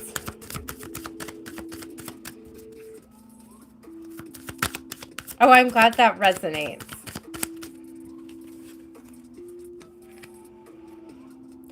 Open to discovery. Seriously. There's something there with the writing and unlocking. We have the 34 here for 7. 7 is introspection. There's something about writing prompts. Writing about your journey, writing where you're headed, writing how you got there. What are you backtracking on? That may be one of the things Spirit wants you to look at. Spirit may want you to consider why backtracking was valuable, because it showed you a new path. Why going backwards is sometimes important, because you've missed a turn. You're never off your path, but we are allowed to be redirected. I see 40 people watching. There's 40 on the card, so 40s may be significant to you this week.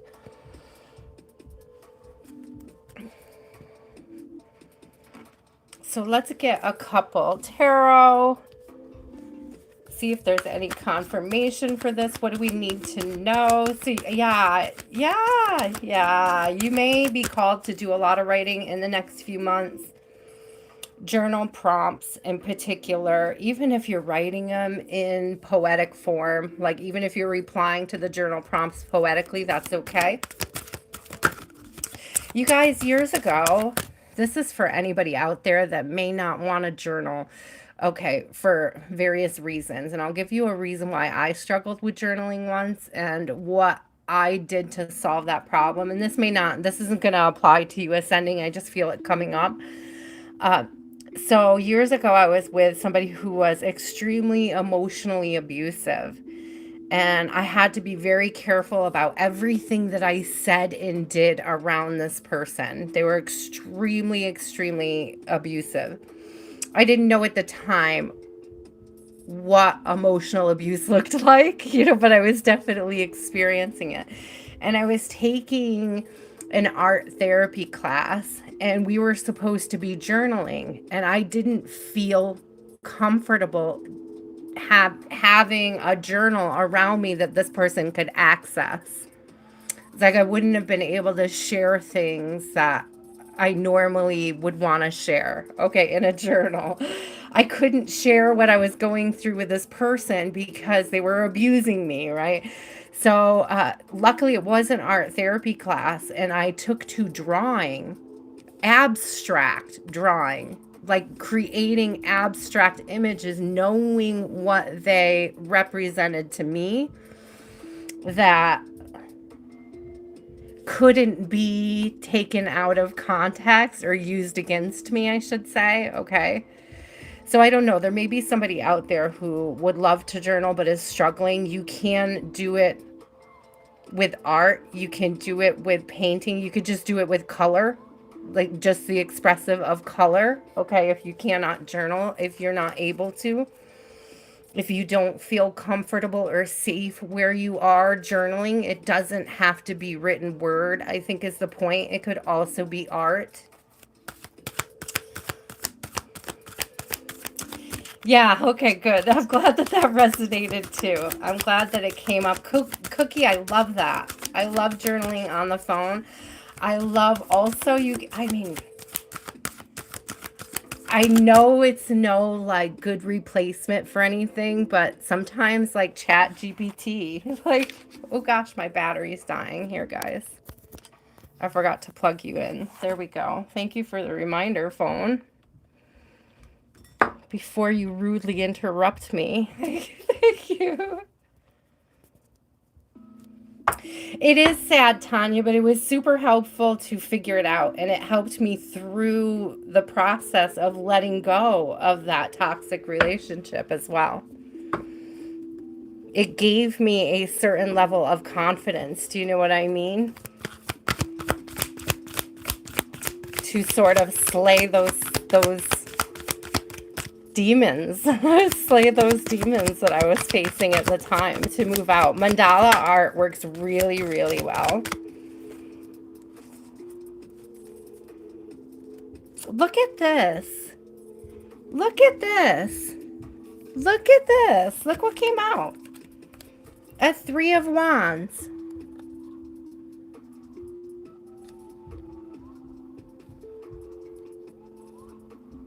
Uncharted sea coming out again. There is definitely a new direction you are about to head in.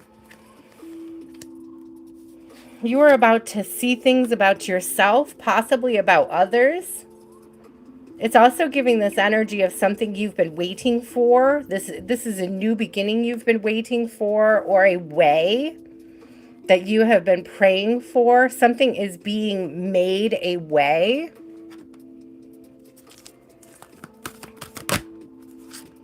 I love this Queen of Earth coming out again. Really stepping into this powerful energy, identifying with self so strongly, feeling grounded and rooted and productive. Okay.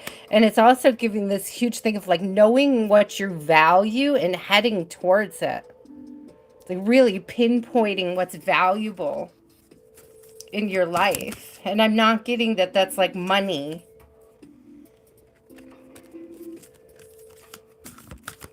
Ah, Cookie, that's a beautiful prayer.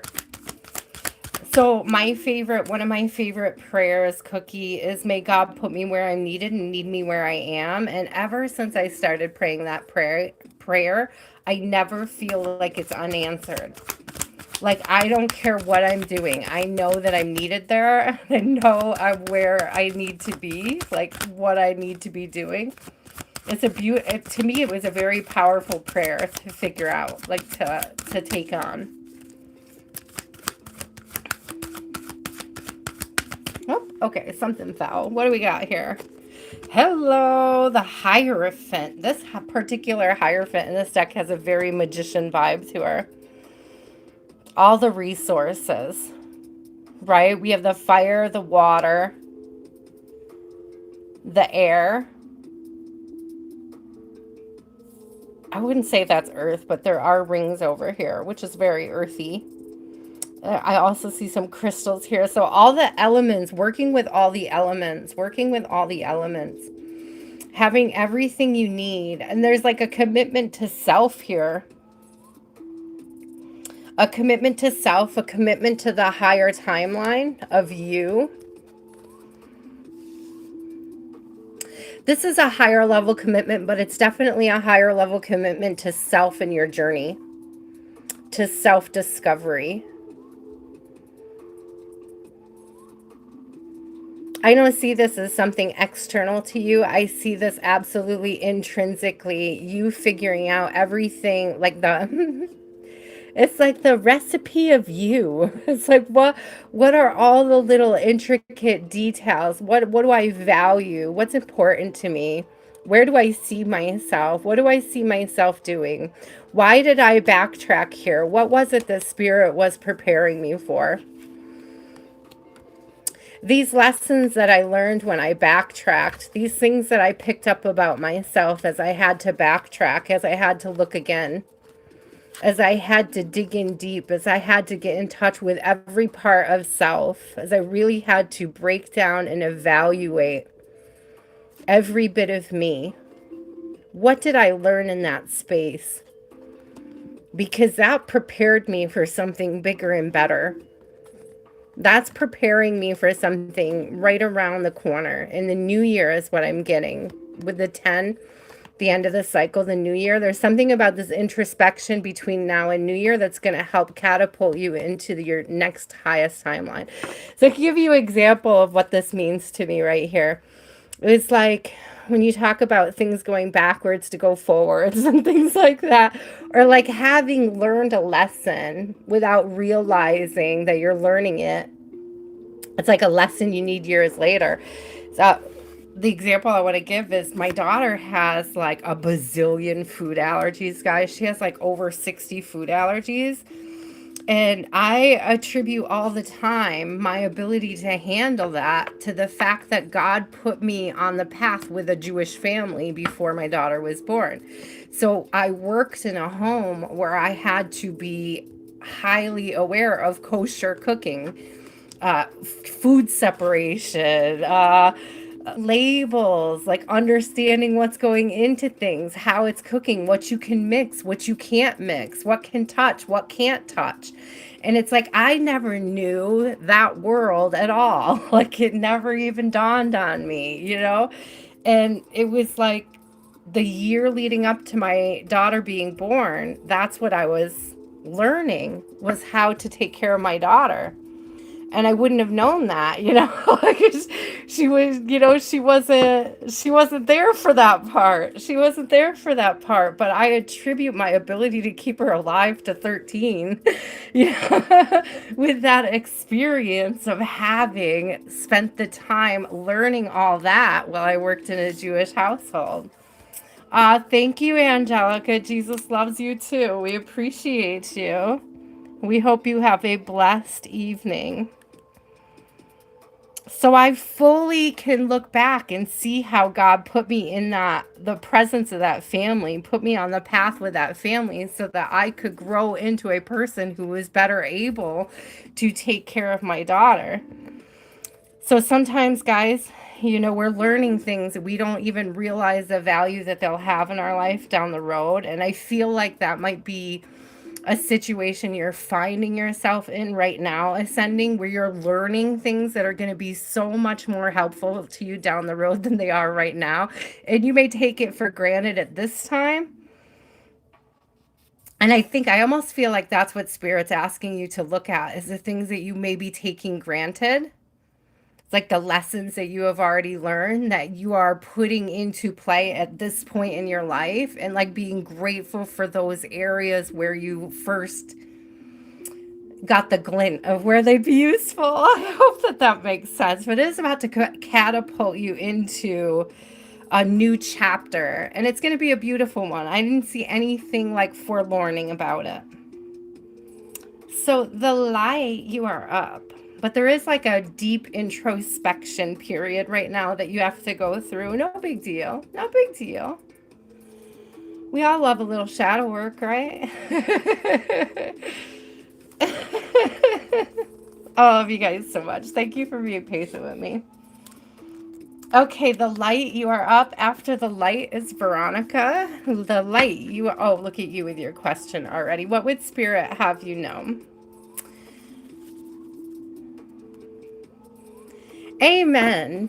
Yeah, I messed up. I'll tell you guys, when I first started working for my Jewish family, I messed up a bunch. Like nobody died, right? Forgive me, God, for saying that, but nobody died. But it's like I had this practice run. Like if I hadn't had all that practice and that like experience, like I don't know, I would have been way more overwhelmed. I feel like I'm slaying it, you know what I mean? But I don't think I would have felt that way if I hadn't had that like God-led preparation.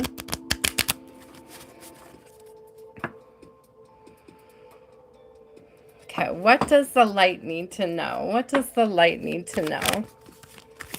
What does the light need to know?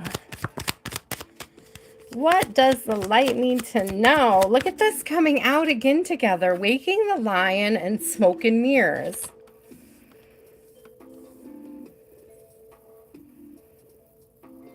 Somebody would have you not believe in yourself. Somebody would have you not believe in yourself.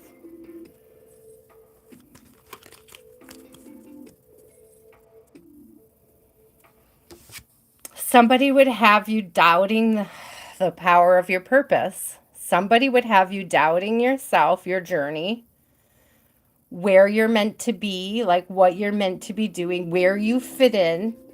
Somebody may have recently made you feel like, I see this as a gear. Somebody may have recently made you feel like you didn't fit in somewhere, or that you were not a valued partner or in a place to be valued. And I want you to know that is not true. We value you, the light.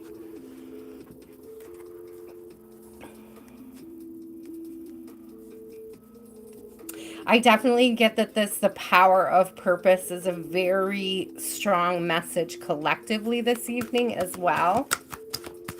That fire energy coming through again. Oh my gosh, blessings. What a great way to wake up in the morning. I'd rather it be the dog blessings than you. Just say that. I'm telling you, don't listen to this person. We have the 7 of air coming out. We have a messenger of air. It's like somebody would have you doubting yourself. And it's something that they're saying It could be something that they're saying to other people about you. Something that you've heard people are saying. This could be something that got back to you. You could just be sensing it, the light, but I have more of a feeling it's like you're aware that this is going on. And you know what? It's almost like, Spirit is showing me a very, I always get this, guys. Spirit is showing me a very specific situation where I had this neighbor who would go around and tell everybody what other people were saying about them, and she just thrived off the chaos that it created. And I realized that, like, when she would come to talk to me about other people, like, she would get bored if I didn't talk about other people with her. I wasn't giving her anything to take back to other people.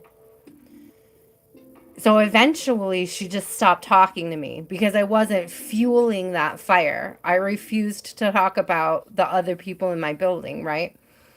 It's like it's a big building. There's like 30 units, right? So there's a lot of people. And she would go to one person and say, well, so and so said this about you. And then she would go back and say, well, so and so, and she would go back and it's very narcissistic. So there might be somebody, I won't say narcissist, I think the term is overused, but there is this very, like, somebody coming to you with something that somebody else is saying, and it's like, check the motives of the person who is sharing it with you. That's what it's giving me. It's like, check the motives of the source of the rumor. Because the source may not be who you think it is. It could be the person that's bringing it to you. Ooh, Spirit.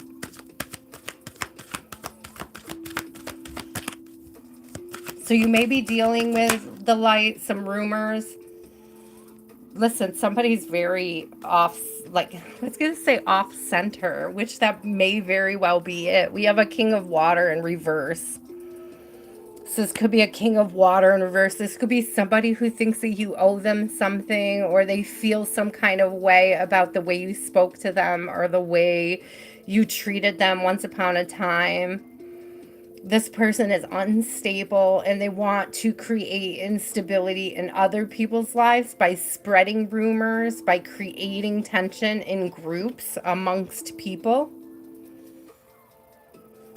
The best thing to do is to just, so how I dealt with this woman, the light, if you do have this situation coming in, how I dealt with this woman is whenever she would bring me some kind of rumor about somebody else in the building, I would just simply say, I'll pray for them. I wouldn't add to the rumor. I wouldn't ask for more. I wouldn't, engage. I wouldn't give her my own information. I wouldn't express, I wouldn't share. It was just, I'll pray for them. And it was like, the more that I was just like, I'll pray for them, the less she came to me with stuff.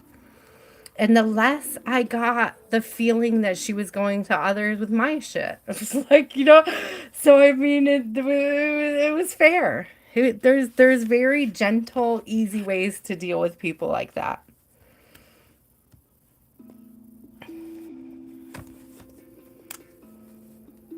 And I will tell you that if there's things that I tell somebody, I'll pray for them, and later on I pray for them, it's not above and beyond God to, when I'm praying for that person, bring me answers, bring me actions.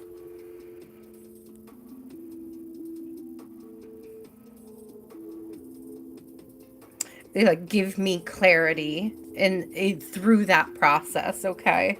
I hope that makes sense, my love.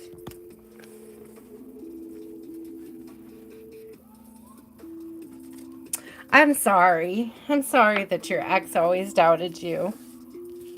It's very, I mean, what are you fighting for when your significant other feels that way? When everything you say is diminished or devalued. It's very hard to thrive in that environment. So I'm sending you tons of love. I hope you feel like you're stepping the light into your thriving these days and that you've learned to put a lot of this behind you. I do feel like it's going to be surfacing things that people are saying or have said, or the thought of it, the feelings behind that. And it's just Spirit's way of saying, hey, it's coming. This is going to rise, like a rise in you.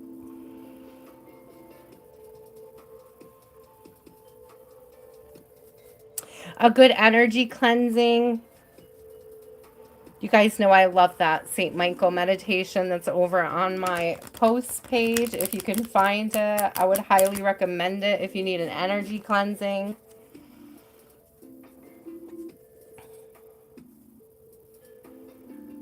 So yeah, be careful of people bringing other people's information to you. It's a lot about really think about the motives others may have for sharing certain things with you.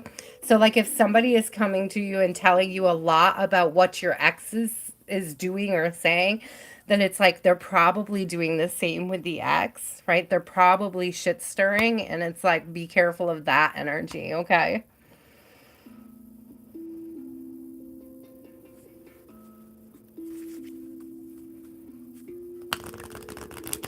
Oh, Callie girl, did you get to do it? Did you get to try it? You mean the St. Michael meditation? I freaking love that meditation. I love it. And wasn't I right? You could totally fall asleep to it. There's nothing sketchy in it. There's no weird programming. You're not going to be like waking up to some weird subliminal weirdness. Weird, weird, weird. It's not weird at all. It's like, it's perfectly meditative. Like it's beautifully worded. There's no room for misinterpretation. That's what it gives me, Callie girl. There's no room for misinterpretation. It's like she includes people, places, and things that don't serve you. It's like if the Eight of Cups was a 20-minute meditation, that's how I would describe it. Like she just does such a good job. She does such an amazing job. Okay, I'm sorry guys, I'm stretching my back for a second. I'm a little stiff today. There probably won't be an overflow list, guys, tonight. I do have a long day tomorrow. I have lots to do. I probably have some stuff to do tonight before I go to bed so I can be ready for tomorrow. So, okay, Veronica, are you still here?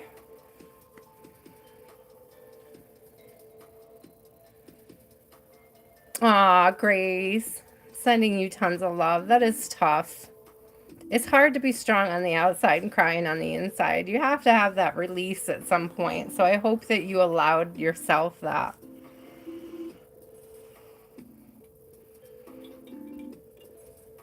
It's like you could, I just heard Spirit say you could be both strong and crying. Okay, like it's okay. It's okay.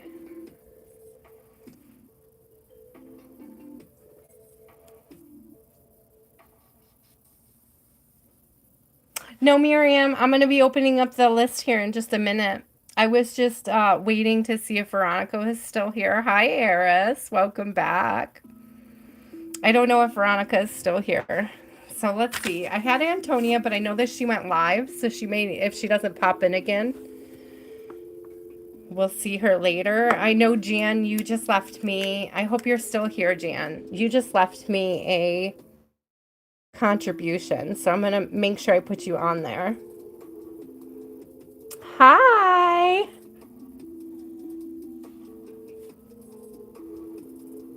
Okay, guys, slow down. Hold on. Jan, David, Meta, Kathleen, Tanya,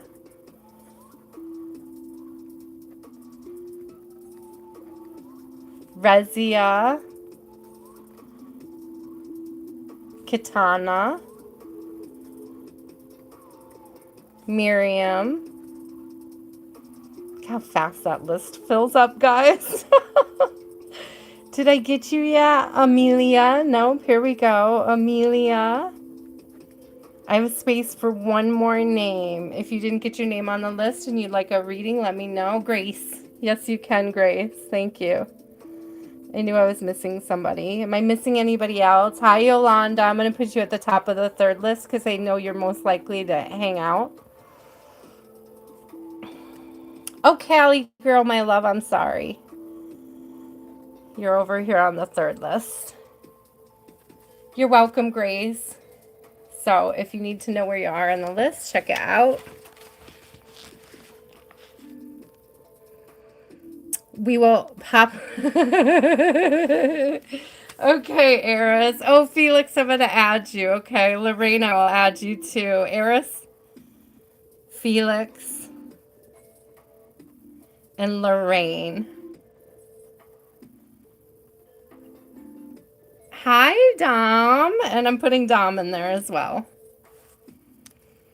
Okay, you guys, you're probably going to finish it up tonight. I've got 5 more spaces for the rest of the evening. And I'm, again, no overflow tonight. I've got things to do. It's very rare, you guys, when I can't do an overflow list. Hi, Samuel. I will add you. Do you know Samuel? You look new here. It does take a while, so please be patient. I will get to you if you are on my list. Rest assured, here again, check out the list, guys. See where you are. Jan, you are up first. Jan, what would you like to know?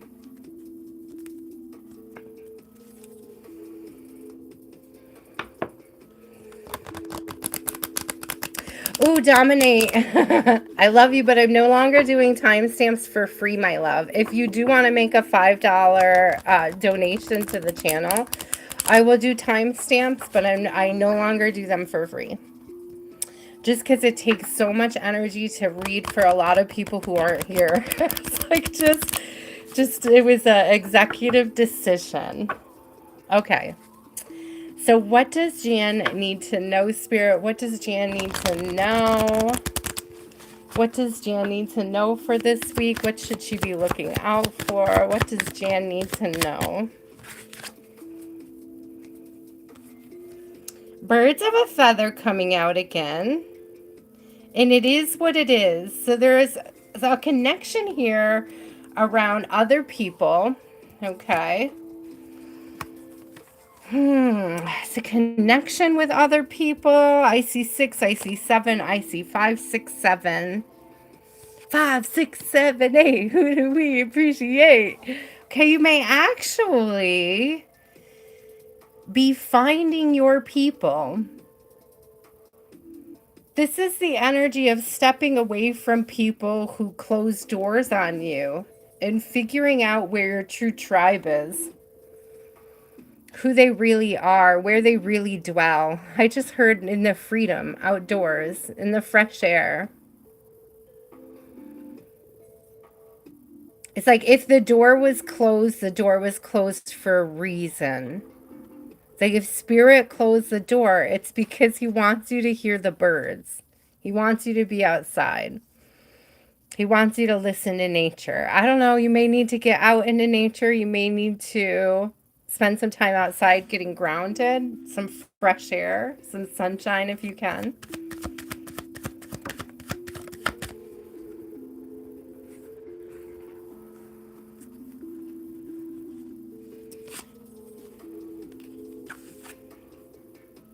Body and soul came out with let it go. I'm telling you, there is something. I don't know if you are asking yourself why something didn't work out, and you may be a little caught up on that energy.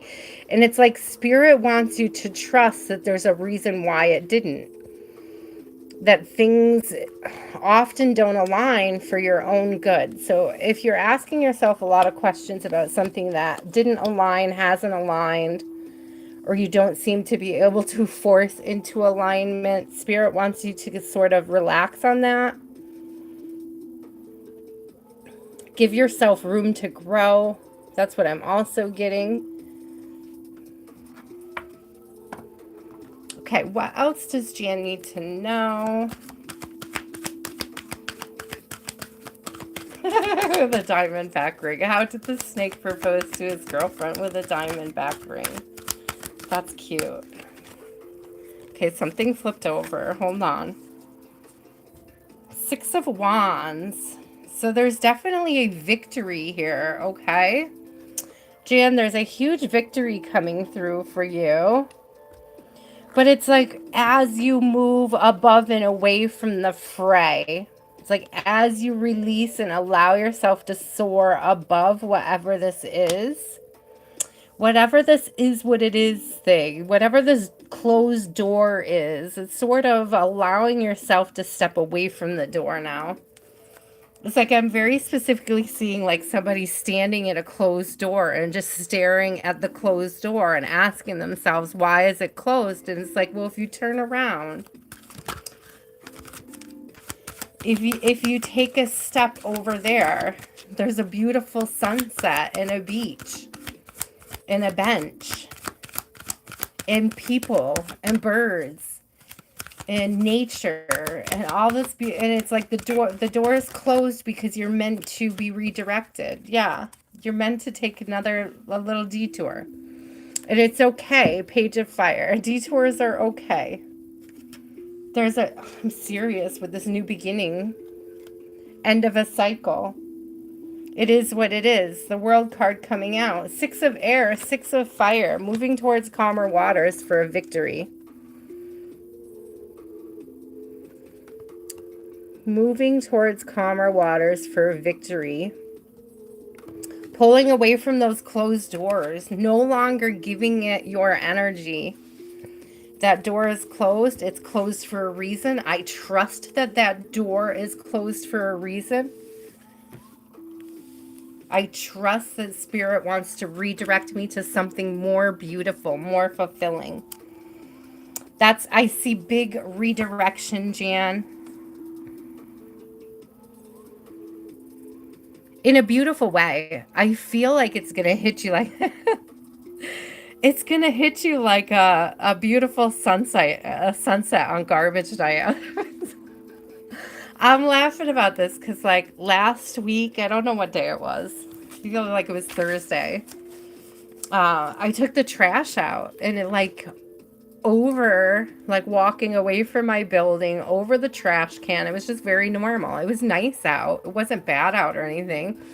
It just looked very normal, right? I'm just taking the trash out, no big deal.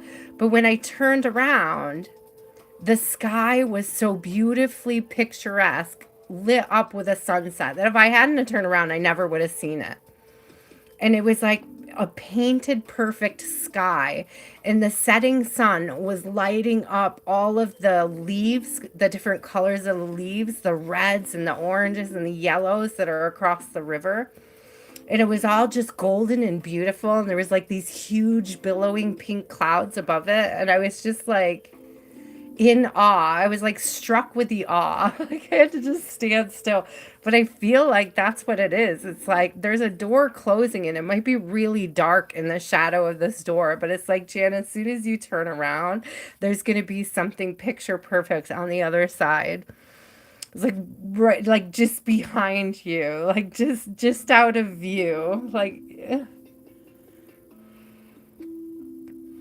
oh, I love that. See, there's a reason why that came up. I stopped and took a picture too, Jan. I did. It was so beautiful, so picture perfect. But that's the energy it's giving me. It's like, you could be standing at the store, or you could be on the beach. It's like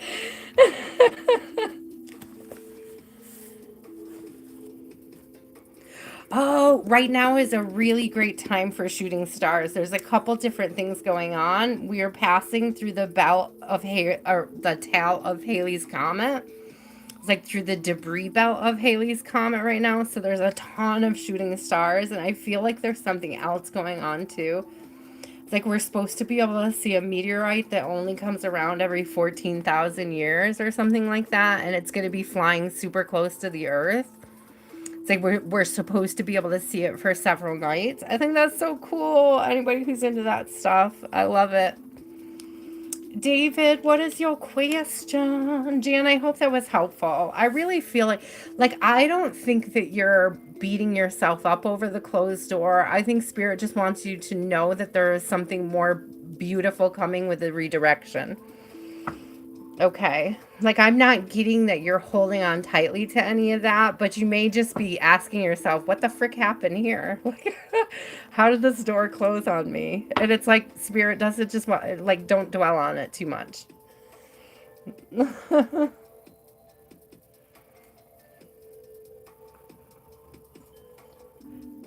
Oh, Felix, I don't know. You'd have to Google it. I don't even remember the name of the comment, but I'm sure if you Googled it, it would come up.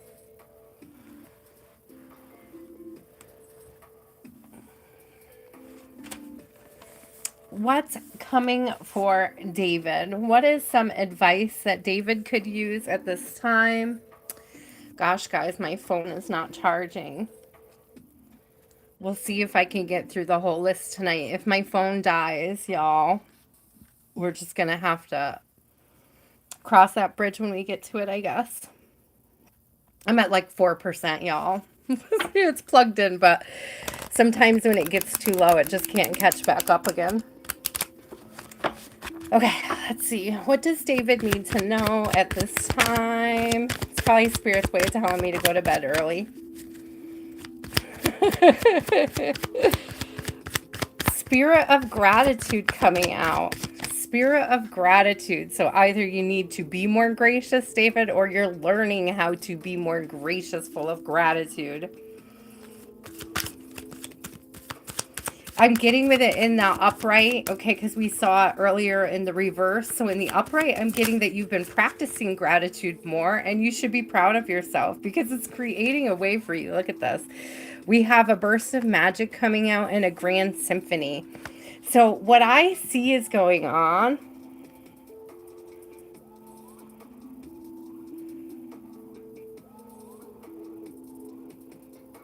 Oh, Gian, I'm glad it resonated. I wish it was not for that reason specifically, but I am glad that the message was received well.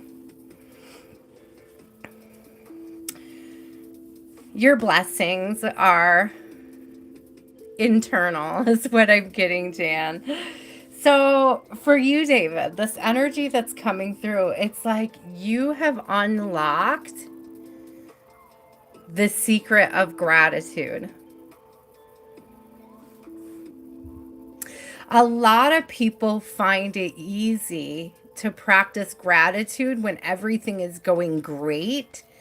You're learning how to practice gratitude when it's not going great. And like you're able to see how it changes the trajectory.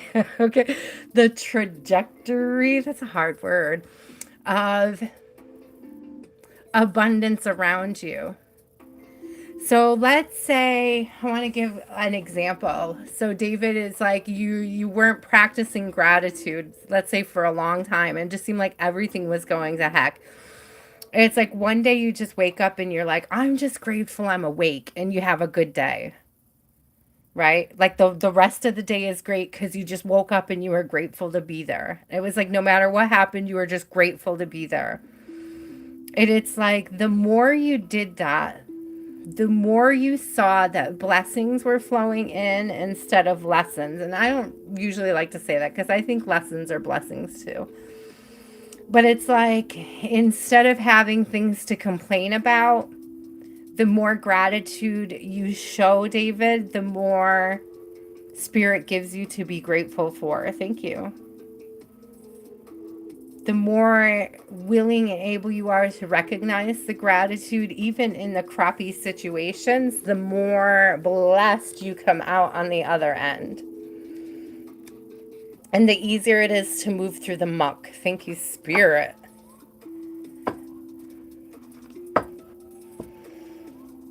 There's something significant. Speaking of muck, we're looking at these cards. We've got the lotus on them. And one of the things about the lotus seed is that they could be down in the mud, in the muck for a good 100 years being kicked around before they're ready to actually sprout. Okay, so there may be this energy, David, of having been down in the mud and muck for a hot minute. And through this learning of gratitude, you're bringing a sort of blossoming effect into your life. Okay, David, I love it. We have the Empress coming out right away. So I'm telling you, there's a lot about the seeding of this gratitude, creating this abundance and this growth in your life. Sowing expansion, I just heard. Oh, seriously, following. Oh, look at this. This is beautiful. Look at what's coming out, clarifying a grand symphony. We have literally an angel playing a horn. Call, judgment, making the call, being called, stepping up, being called to be grateful for what? All the blessings, every one of them. Each and every one of them, no matter how big or small, every single one of them. Truly, deeply valuing everything that you've been given. Not just in terms of money here, but in terms of other types of wealth, spiritual wealth. It's not just gratitude for, grocery money. It's gratitude for the groceries they buy. It's not just, being happy. It's like taking seeds and planting a garden and living off that garden, like living off the. There's a multiplying blessings. That's what it's giving me. Multiplying blessings. It's calling more in. And you do so through this mastering of gratitude. This is beautiful. I want to get one more because it's just so beautiful. David, I love this. Mastering gratitude is opening up new levels of abundance for you.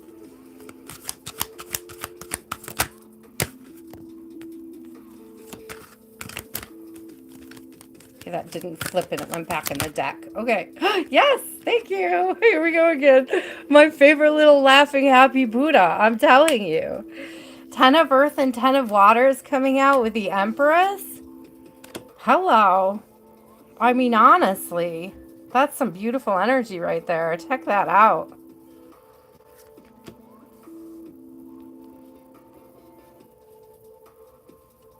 The more happiness, I'm just hearing, the more happiness you sow, the more happiness you get.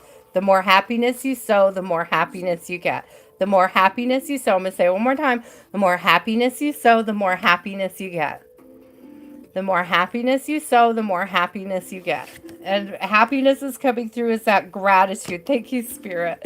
Transformation down here on the bottom of the deck. The more happiness you sow, the more happiness you get. It's like a tenfold thing going on here.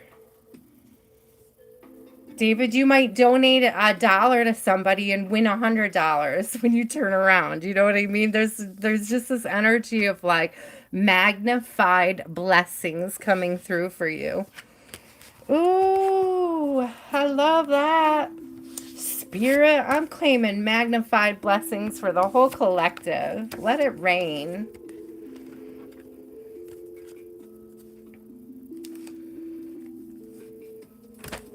I know, I love this deck. Are you guys talking about the Good Tarot? They really are such beautiful cards. My only complaint about this deck is that it's super shiny. Hi! You see me waving to you in it. I do not like glossy decks for a couple reasons. Like if I turn the overhead light on, you can't see the card at all. It's like, see when I point it towards my... So I can't turn like my regular room light on. I've learned that. It's like I use my light off to the side here. The little studio light. You're welcome, David. Thank you. Thank you for trusting me with your energy. I hope it resonated. I hope it's helpful. I hope it continues to sow inspiration in your life.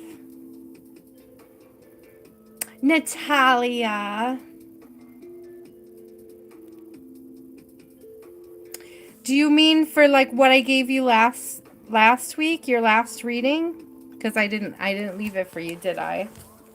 Hold on, because I didn't put it in the comments.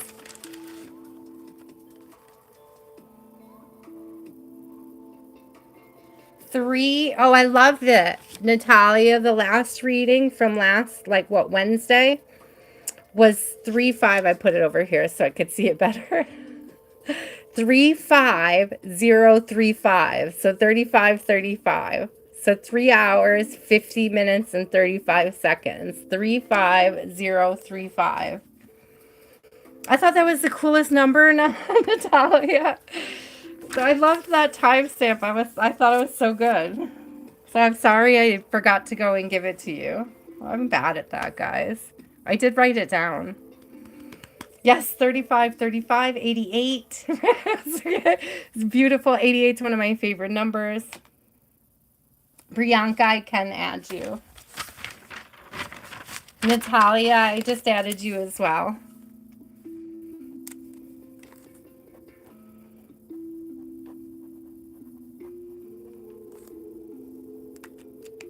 Meta, do you have a question, my love? Hi, Michelle. How are you? Welcome in. Okay. Okay, Natalia. You got lots of time, Natalia. Don't worry about it. Oh, Donna, yes. Sorry, love. I would have gotten you sooner. I forgot you were here.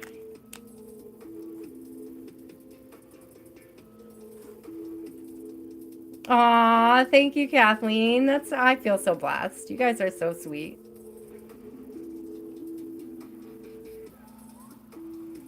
Oh my gosh, Felix, that's hilarious. Menta, what is your question, love? Where is it? Oh, I found it.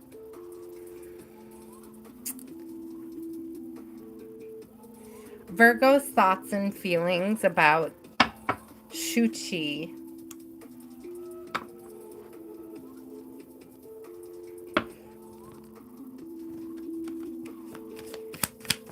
The Virgo's thoughts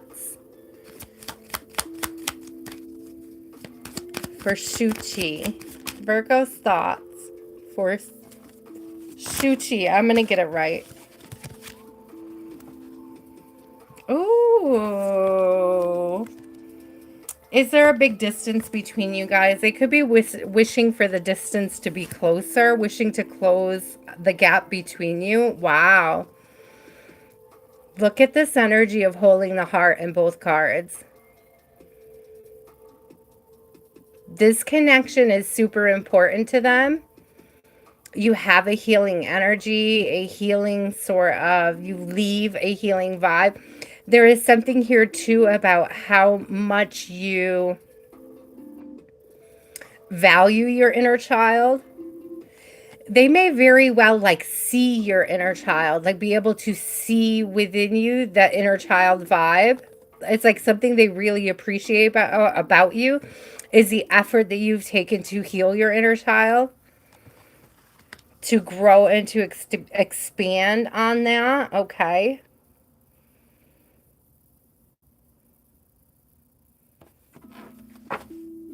I'm also getting a willingness to chase your dream, a willingness to accept your gifts. Look at this, the Oracle's gifts. A willingness to engage with spirit that it keeps you youthful, on your soul level, in your heart. It keeps you fresh and young. His feelings towards you are very good. He thinks very highly of you. He sees you as gifted. He sees you as sort of young at heart. He sees you as beautiful. He may see that you're guarded. Both of these cards are, and it's you're guarded because of things you experienced as a child. Okay, so he may be aware of that it's made you extra sensitive to things around you. But I don't think that that's something that he finds off-putting. It's just an awareness.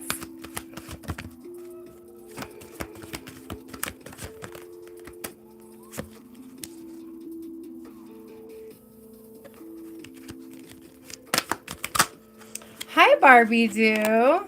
Isn't that a really beautiful card? Yeah, he sees you as strong, abundant. See, I thought the love card earlier was the strength card, but it's not. So I stand corrected. They both have a lion and a woman in them, though. It's very interesting. I'm going to have to go back and look at the number. Maybe it's the lover's card in this deck. I'll have to check it out. I'll have to look at it again. Love that lion energy coming through again, though. So he sees you as confident, strong, loving. You could be sensitive. All right. So is he going to, listen, is he going to take steps to close the gap, Spirit? We all want to know, is he going to make a move? I think that's what she's really asking. What she's really asking is he going to make a move? He might be a little intimidated. We have a Queen of Earths coming out. He may see you being very strong and independent. That could be with the strength and the Queen of Earth coming out. It could be a little intimidating. Could be a little bit intimidating. Oh, yeah, a little intimidating. Nine of Air. He might have like rejection sensitivity, for example. But this is look at this Nine of Air, guys. This is supposed to be Nine of Swords. It's super peaceful. This is not like losing sleep over it. It really isn't. Which I have to say, I love that about this tarot because it's called the Good Tarot. Like very specifically, cards that normally would carry a heavier energy are still just as beautiful. So this, it's also giving me like he might be making peace with his demons, like overcoming that fear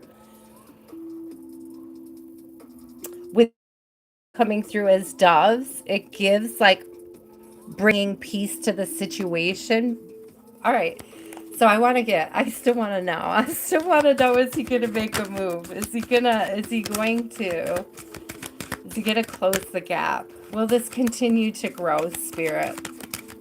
Will this continue to grow into something beautiful and fruitful? Ooh, yes. Ace of Cups. Ace of Cups. Ace of Water. That's the... Oh! I'm geeking for you because I was hoping, listen, I saw that it was a water card coming out and I was hoping it was a Two of Cups and it wasn't, but the card that came out with it that was in my lap was. So there's definitely this nurturing of each other, this healing that you guys are going to be doing together. I do think that he is interested. How quickly he closes the gap is going to be up to him. You cannot rush it. If you try to rush it, it probably will be intimidating. Okay. So just give him the time and the space to sort out these fears of rejection. He's bringing peace to those inner demons that are causing it so that he can move towards you. Okay. I'm hearing that it's not from a lack of want. It's not because he doesn't want to move closer to you. He's intimidated. Okay, he's just intimidated. That's all. He's a little, that rejection sensitivity is a thing. It is a thing.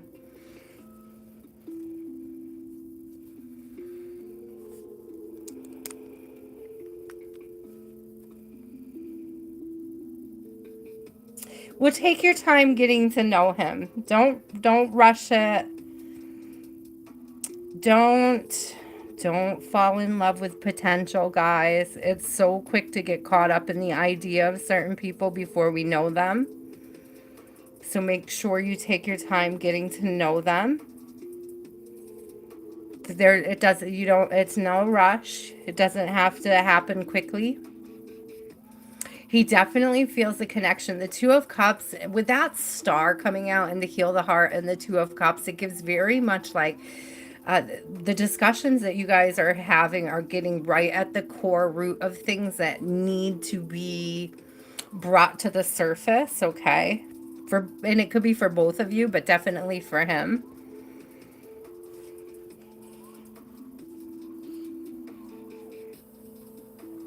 Hi, Barbie. I'm going to add you. You're my last person for the night, love. Bobby Doo, Bobby Doo. I'm just gonna sing about you. Bobby Doo, Bobby Doo.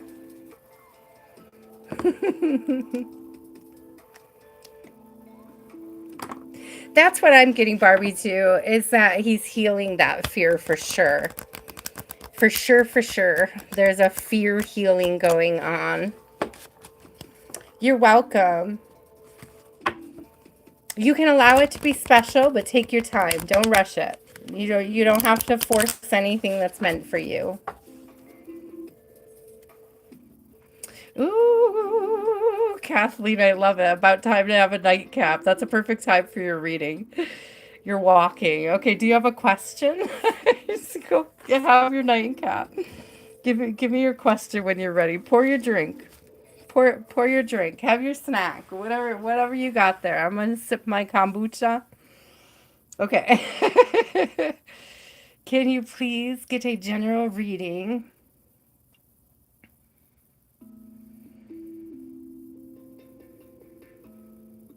You're getting punished for standing up for yourself? I'm sorry.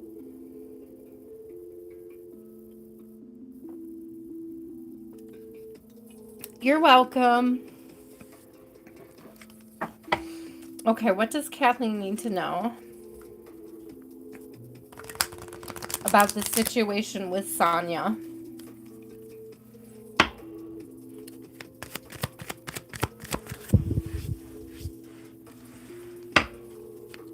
Aw, thank you, Meta. Right back at you. Right back at you, love. Take your time and enjoy it. Most importantly, enjoy it. No matter where it goes and where it's coming from. Allow yourself to just... Look what's coming out again. Isn't that funny? Healing the heart. Healing the heart. We've seen that a lot tonight. So there's a big heart chakra energy coming through. I'm getting more specifically solar plexus moving into heart chakra. So all that solar plexus energy needs a space to go into. So what does this mean for Kathleen, Spirit? What does this mean for Kathleen? Healing the heart. The triggers are there for a reason, Kathleen. Why do you feel punished?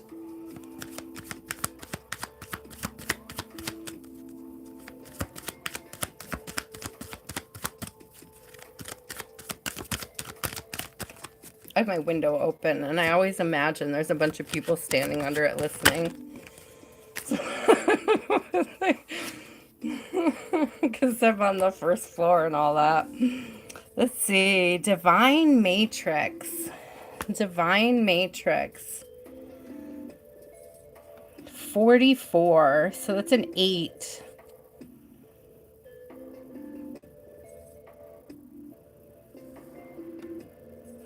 There is something about what...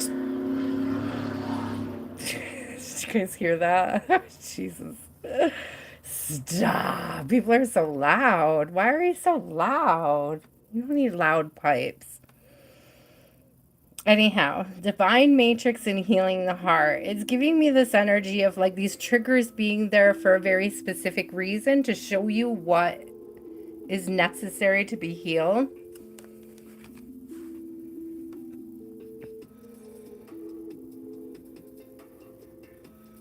Oh, it sucks that you're getting kicked out of places, but I feel like that trigger is meant to show you something about self, that those weren't your places to begin with, okay?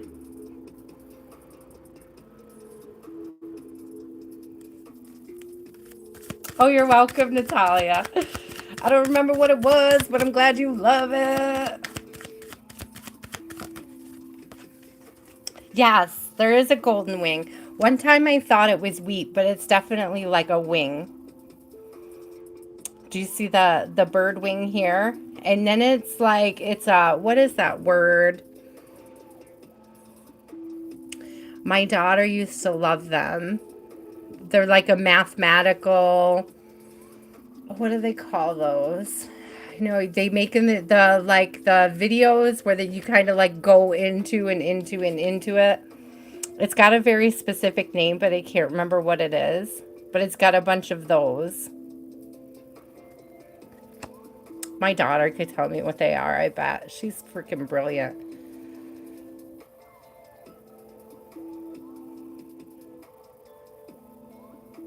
I can't remember what she said about him once.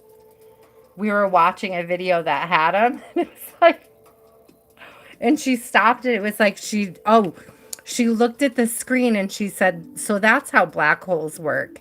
And then she walked away. She was like 5. And it was like, how does she know? like she picked up so much off of this image, like off this video we were watching. So it could even have this energy of like sinking into a black hole, like being ripped up, being abyssed, like falling forever, being stretched thinner and thinner and thinner without actually being destroyed, just thinly stretched. No, Lorraine, I did not forget you.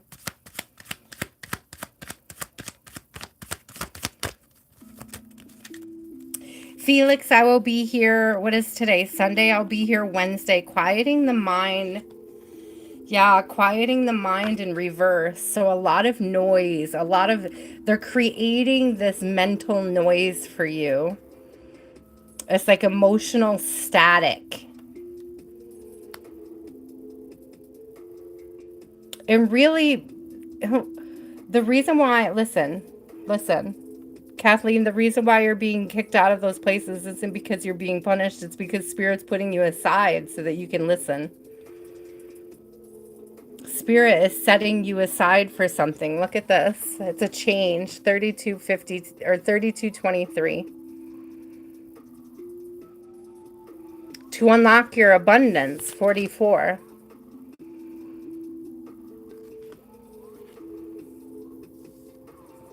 I just heard that it's like Kathleen, it's almost like this energy of feeling turned inside out. Like being completely vulnerable and sort of ripped apart.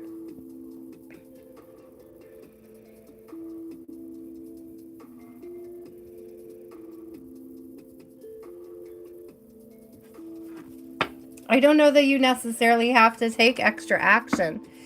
Spirit may just be asking you to let go and go towards something different, something new. But oh yeah, look at this. 2 of Wands. Should I stay or should I go?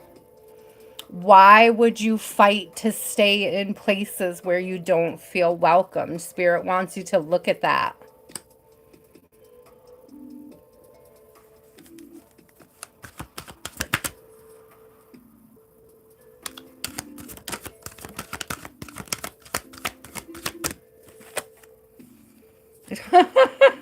Two of Fire. I'm not laughing at you, love.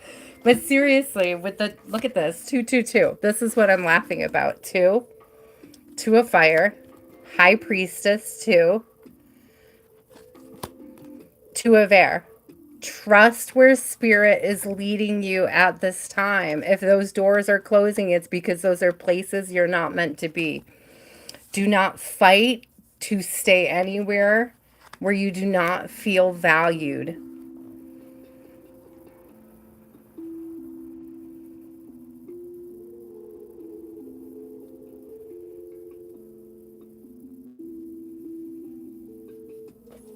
I mean, I hear you, but what if the place where you're being led to is a million times better than the place that you feel like you're meant to fight to hold on to? I'm just saying. What if the place where Spirit, thank you, Ace of Earth, Ace of Pentacles, what if the place where Spirit is leading to you has way more abundance, way more value, way more blessings tied to it than you could even imagine? Oh, you're welcome to disagree, love. You certainly are welcome to disagree. But I'm telling you that all they're going to do is keep knocking you, or like keep trying to knock you down. You could keep working on getting up. You can decide how many cycles you want to go through with these people.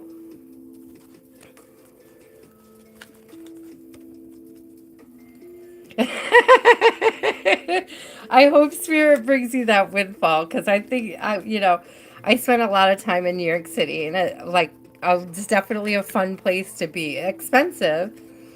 I don't think it's as safe as it used to be 20 years ago, but I'd still go for the shopping in Chinatown. I would still go for the shopping in Chinatown. I freaking love Chinatown.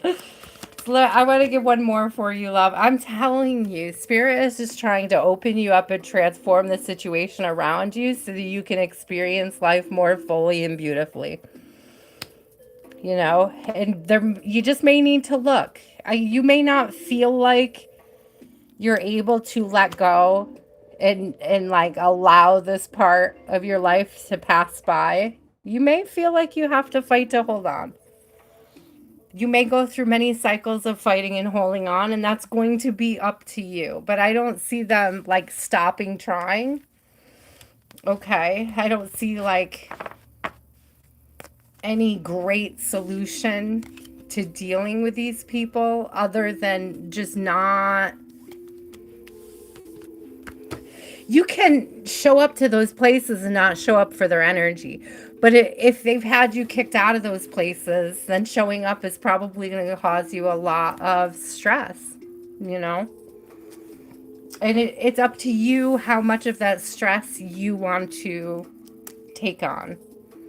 I didn't get to see Chinatown in San Francisco. I did go to San Francisco. I did not get to see Chinatown. I did get to go to that road right outside of Berkeley, which I thought was beautiful. That was a really great area to shop in. What's it called? I know you know what I'm talking about. Jack Kerouac did a lot of writing in that neighborhood, like Telegraph Ave. Is that? I know it's Telegraph, but I don't know if it's an avenue or boulevard or what it's called. But Telegraph was great. Oh, Natalia, which deck? The tarot deck is the good tarot. They're both Colette Baron Reeds. So we have the good tarot. And then the other one that I'm using this evening is Oracle of the Seven Energies. Both very, very beautiful decks. I love them.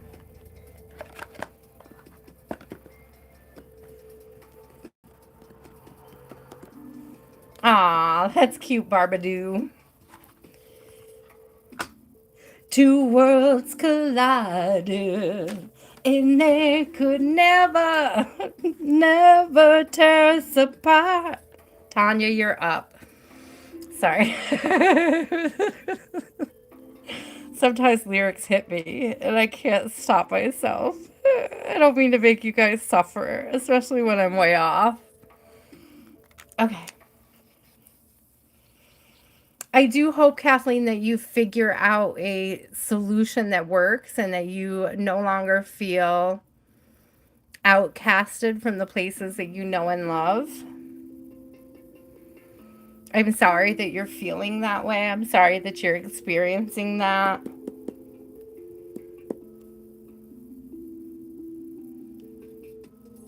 More importantly, just stay true to self. Hi, Roderick. How are you?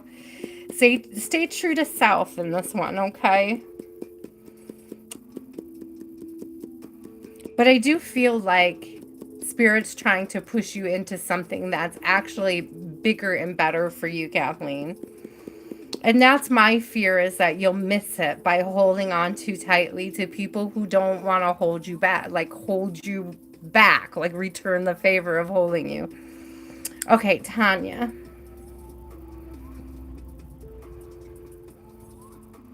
Ah, did I just sing the song, the perfect intro song for your reading?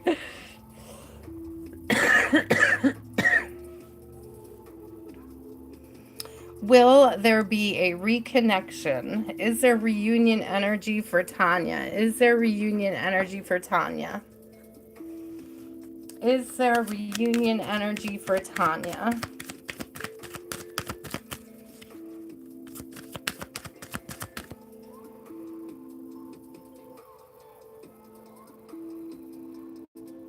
I love it. Blessings. I was up in Berkeley Hills when I came to visit. I was staying with a friend in Berkeley Hills, and what a beautiful area. It's like if we just walked like 3 houses up and like look over to the left, we could see the Golden Great Gate Bridge. It was beautiful. It was absolutely beautiful. I loved it. And we walked all over San Francisco, him and I. I'm still at 4%, guys. I don't know how it's holding on, but it is. Oh, it's still holding on. Hi, ODST. Welcome back. Thank you, ODST. I feel like that's what was really coming through. It's like the doors are closing for a reason.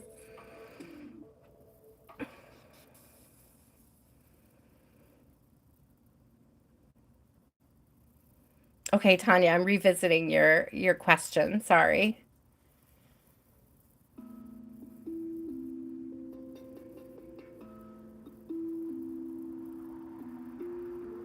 Okay. Is there reconciliation, spirit, in this lifetime? Is there reconciliation in this lifetime? Is there reconciliation in this lifetime? Do we see a reconciliation? Oh, thank you, Natalia. You're always so sweet. I appreciate you, my love. Yes, let me TS you, girl.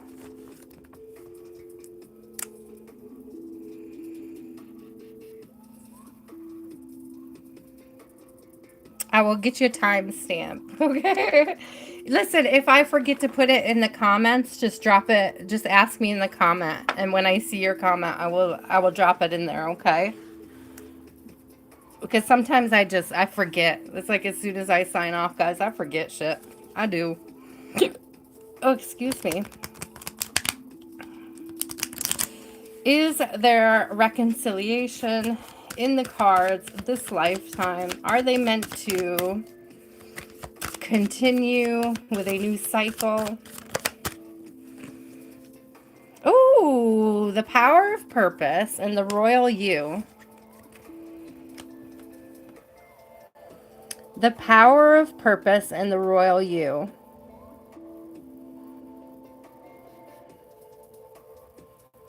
So this doesn't specifically say, Tanya, that you guys are meant to go through another cycle together. It doesn't say that you're not either. What it is telling me is that the purpose is to wake you up to self. That every cycle you go through with this person is to wake you up to self. And that's more important than the union, the reunion or the union of the partnership. Thank you, Spirit. I do feel like you guys have another opportunity down the road. I don't think that this is the last possible cycle for you to go through. I do think it's past life related. We got great big love coming out. Look at how beautiful this is.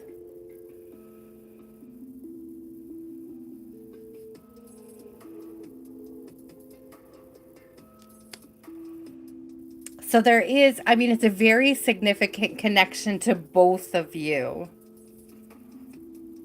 I do get this energy that they may be struggling at this time to sort of hear, to like really truly hear spirit, hear you, to listen. We have ears wide open, but it's in reverse. So I just feel like this person is struggling to really, I don't hear spirit, to hear God, to feel God, to like be in touch with their purpose. That's what I'm getting. Is that if this person isn't aware of their purpose, they're not going to be mindful and respectful of yours, even if it pertains to theirs. I hope that makes sense. But I do not see this as being no reunion. Let me get some tarot for it, though. I just don't see easy reunion. I hope that makes sense, my love. Okay. What are the reunion vibes for this lifetime? There's a higher level commitment coming out with the Hierophant.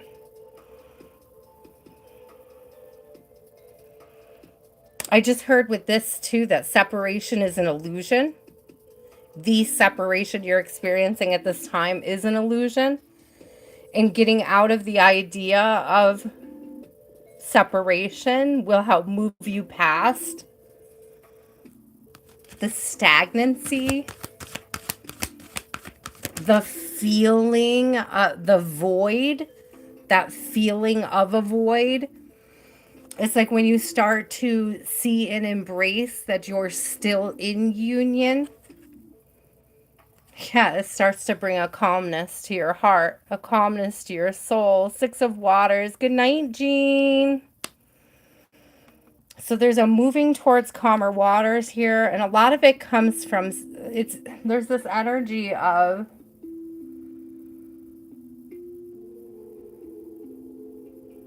healing the parts of you, Tanya, that are codependent on the connection for your happiness. And that happens by turning towards purpose, by going within and becoming fully self-aware there.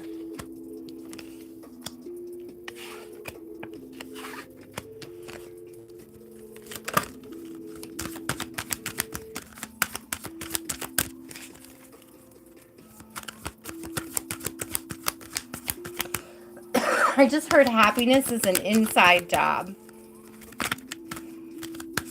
So tell me more about the reunion energy for this lifetime, Spirit. Tell us more about the next cycle. Temptation in reverse. Okay, okay.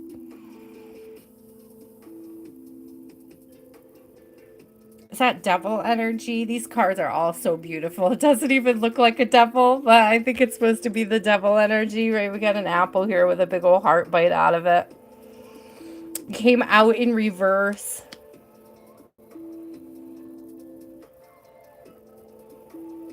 The temptation to be stuck in the energy of separation. Perhaps putting away the temptation of being stuck in the energy of separation. Freeing yourself. There's something more to that though, Spirit. What is it? Oh, Tanya, that's beautiful. So I like temptation in reverse, because to me that's like the reunion energy with the Six of Water and the temptation in reverse. It's like the reunion energy is on the other side, okay, of healing any of these codependent toxic traits that you both have. And I say both, and that could take, you guys, it could take many lifetimes. It could take many lifetimes to do this. It can take many lifetimes. It doesn't mean your cycles are done this lifetime. I don't want to, like,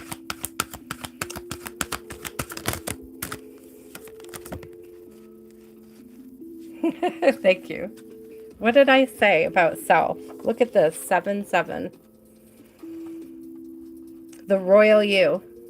We have the Chariot. To me, the Chariot is all about that self-mastery, returning to self, knowing self, waking up to self. This whole thing, the whole reason why you're going through these cycles, Tanya, is to wake yourself up to your own magical, beautiful self. To shake you into understanding that you're the one responsible, that this commitment to self is what brings in your happiness. And when you're truly fully happy, when you've truly listened and opened up to it, Spirit will know you're ready for the next cycle. Now, I want to be very clear, because what Spirit just showed me is that the next cycle may be with a different person who carries similar energy. Let me say that again.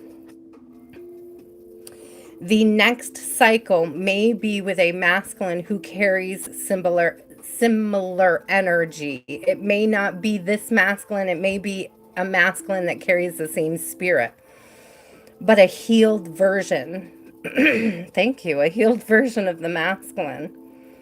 Is I feel like spirit wants you to be open up to the idea of, thank you, spirit. It's such a weird terminology. But it's like the divine masculine energy resides in all things. And it's like the more you open up to the idea that that separation is an illusion, the more you invite all aspects of the divine masculine into your life, the quicker you heal and start a new cycle.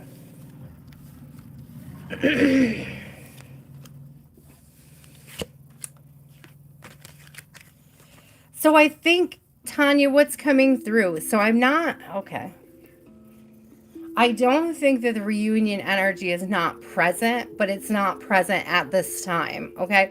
It's like I don't think that it's impossible for you and him to go through another cycle in this lifetime, but spirit may be very well lining up somebody else on your path to teach you more lessons that you need to learn. And they are also, okay, part of your self-discovery. The illusion part. Yeah, it's hard to explain this. Separation being an illusion. It's because as human beings, we kind of see an end to ourselves instead of seeing ourselves as the universe experiencing self. We seem to separate ourselves from the universe. That's an illusion. That's why, like, when we're born, we create the illusion of separation at birth. We're still the universe. We're the universe experiencing self. We're the universe doing our thing. It's like we cannot be separated from the universe. You cannot show me where I end and the universe begins. That's what I mean by it being an illusion. You're never separated from the universe, from self.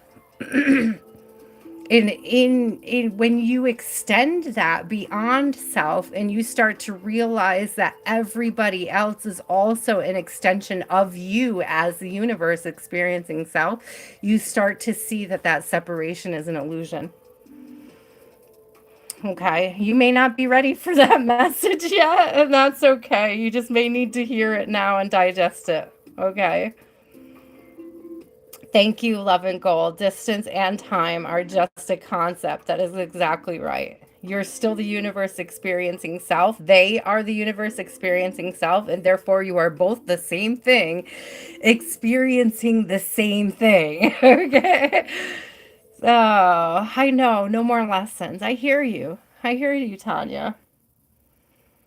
I feel like when you get to that space is when you like are the strongest as a single woman. And I'm just throwing it out there like as like from a woman to a woman.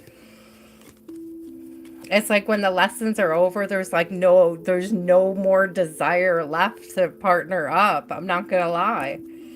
It's like that something I experienced in my life was when like the more self-aware I become, the less I need somebody else to validate me.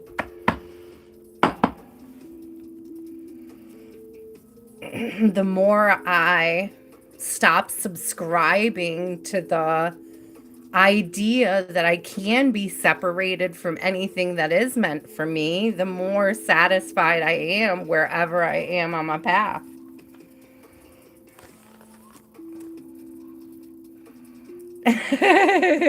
Back to dating yourself. Oh, don't say it like what? Was there something I said? Oh no, I see what you're saying. Okay, yeah, I do. Yes, I love that.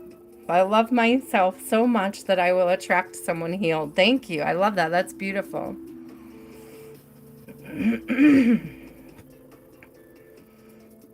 Love of gold. Technically, I don't have an overflow list tonight, but if I skip anybody, I added you in just in case. So if somebody pops out, I will squeeze you in there tonight. Rezia, my love, you are up. I don't think Love of Gold was missed. I think Love of Gold came in after the list was full. Why, Amanda? You're always so late. My list is already full, my love.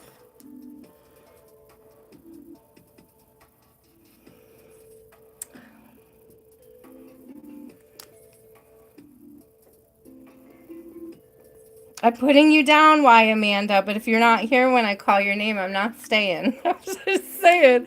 I'm just saying. I already said to everybody, it's going to be a quick night. It's going to be quick.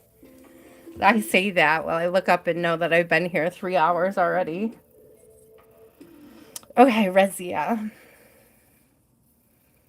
Mershed's current energy, spirit. What is, and will he message? Mershed's current energy, and will he message? Oh, he might. We got the storyteller, so he may want to talk to you about something.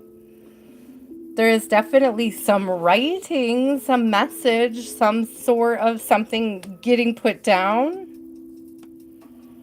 Something shareable, unlocking something. I'm getting this really big energy of just wanting to share something with you, like celebrate something with you, tell you a story. It could even be something really stupid. And the whole point is just to connect with you. You know, like when people see a meme and they send it to their crush and their crush will be like, what the heck does this mean? And it's just like they just want to connect. I'm telling you, he wants to share a story with you. We got Call of the Muse coming out. So there's definitely this energy of sharing an inspiration. The storyteller, the call. Okay. Okay. Well, my gadget is not charging. In fact, it's going backwards, guys. It's down to 3% now. So I may or may not be able to finish you guys tonight. We'll see what happens when we get there. If I can't finish, I will do the list tomorrow and I will post it. It's like I will finish you guys up a pre-recorded message and I will post it tomorrow. If my phone dies, that'll be my backup plan, guys.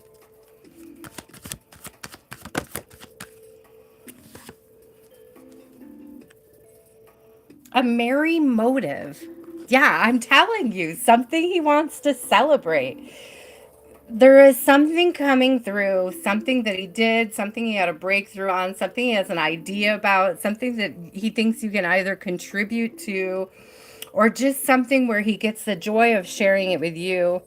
You may celebrate things differently than other people around him. He may find extra support and comfort when he shares with you. Whatever this is, it's good. It's good news. It's good news. It's something positive happening. I do feel like there is a message coming through. I'm not getting that it's like a grand romantic gesture. What I'm getting is he has good news and he's thinking of sharing it with you. It's like when he thinks of sharing it with someone, he knows that you will celebrate it with him. Yeah, Ace of Earth. He knows you will celebrate with him.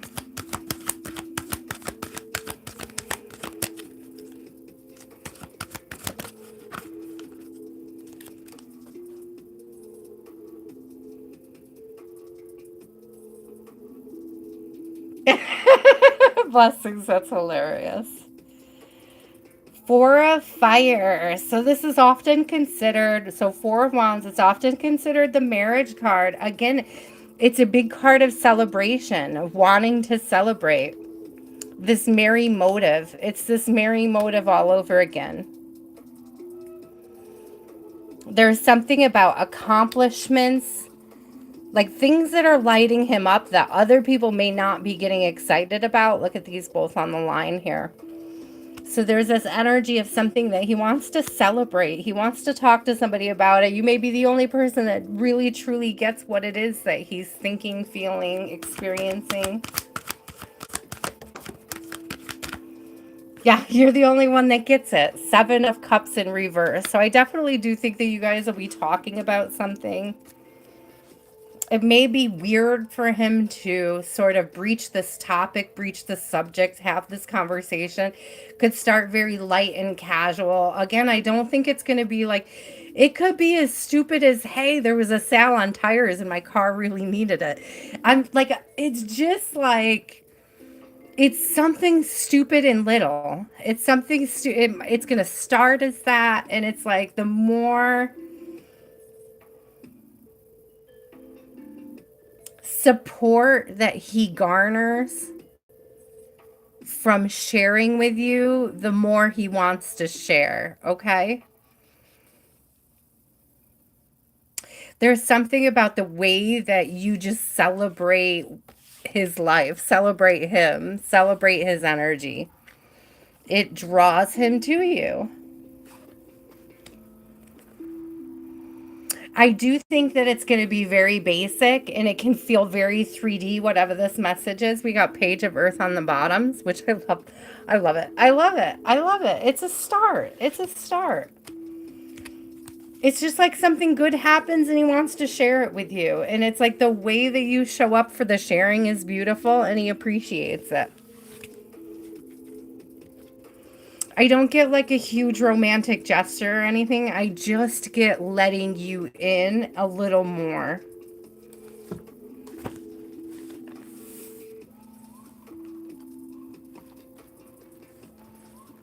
Where did my purple pen go? Now I'm like panicking because my battery's dying. Katana, what's your question, my love?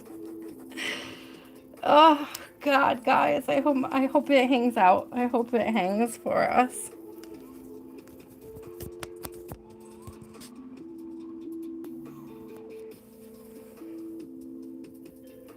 Love of gold, I feel that, man.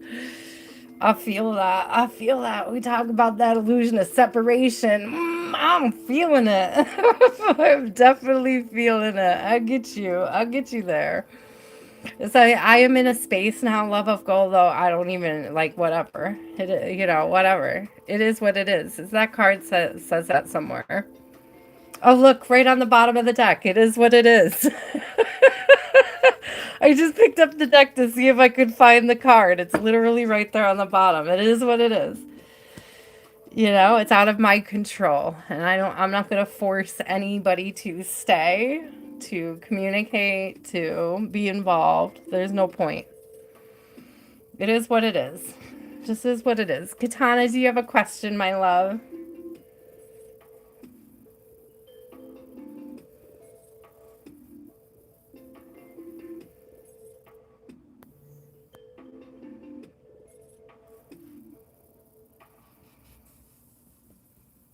See, I don't really get that it probably won't happen, Tanya. I get that it's only going to happen after you release that it has to happen. There's this energy to it where it's like the less friction you create for the happening, okay? The easier the reunion energy comes in. And I don't know how to explain that. I don't know how to explain that. I'm sorry, I don't know how to explain that. I don't think that it's impossible. I don't think it's impossible at all for you guys to reconnect and rebuild and have a beautiful relationship together. I don't think that it's not in the cards. I just feel like there's a lot to be done before that can happen. And it may not happen in this lifetime if you're not willing to do that work. And that's both of you guys, like independently, have to be willing to do the work. And I get, Tanya, that you're willing to do the work, and it shows that you're taking the steps to do the work. Yes. That's fine too, Tanya. I've been single for years because I'm not feeling it. Sometimes you go through so many cycles with somebody, it just, the thought of starting another cycle with somebody new or even the same person is just exhausting. So All right, Katana, do you have a question, my love? What's coming towards you in love? What's coming towards Katana in love? Get my phone back up here. Be obsessed again.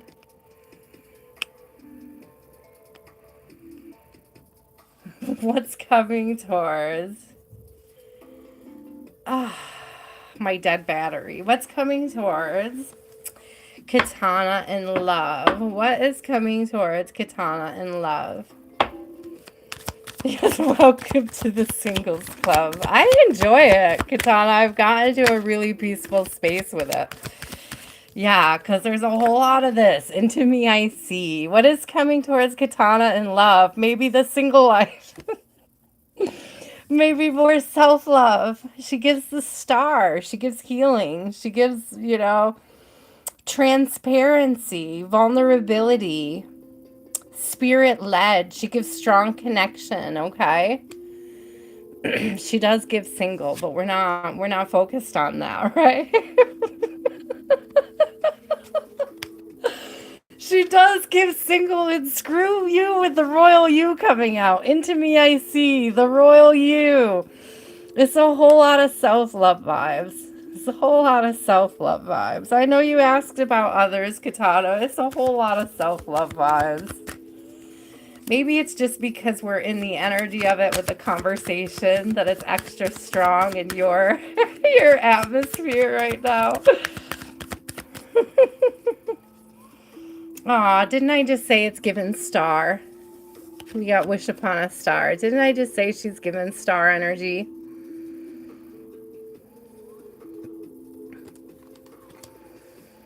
When you wish upon a star. Oh, okay, Spirit. Thank you for that little Disney interlude. I appreciate it.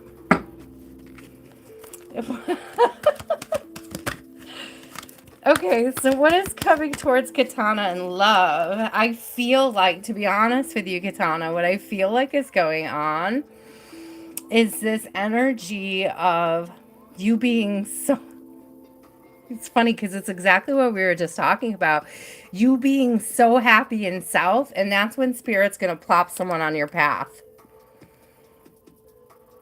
When you're like so at peace and you don't want anybody, or you wouldn't let anybody, listen, when you won't let anybody rob you of your peace, that's when Spirit's going to send who?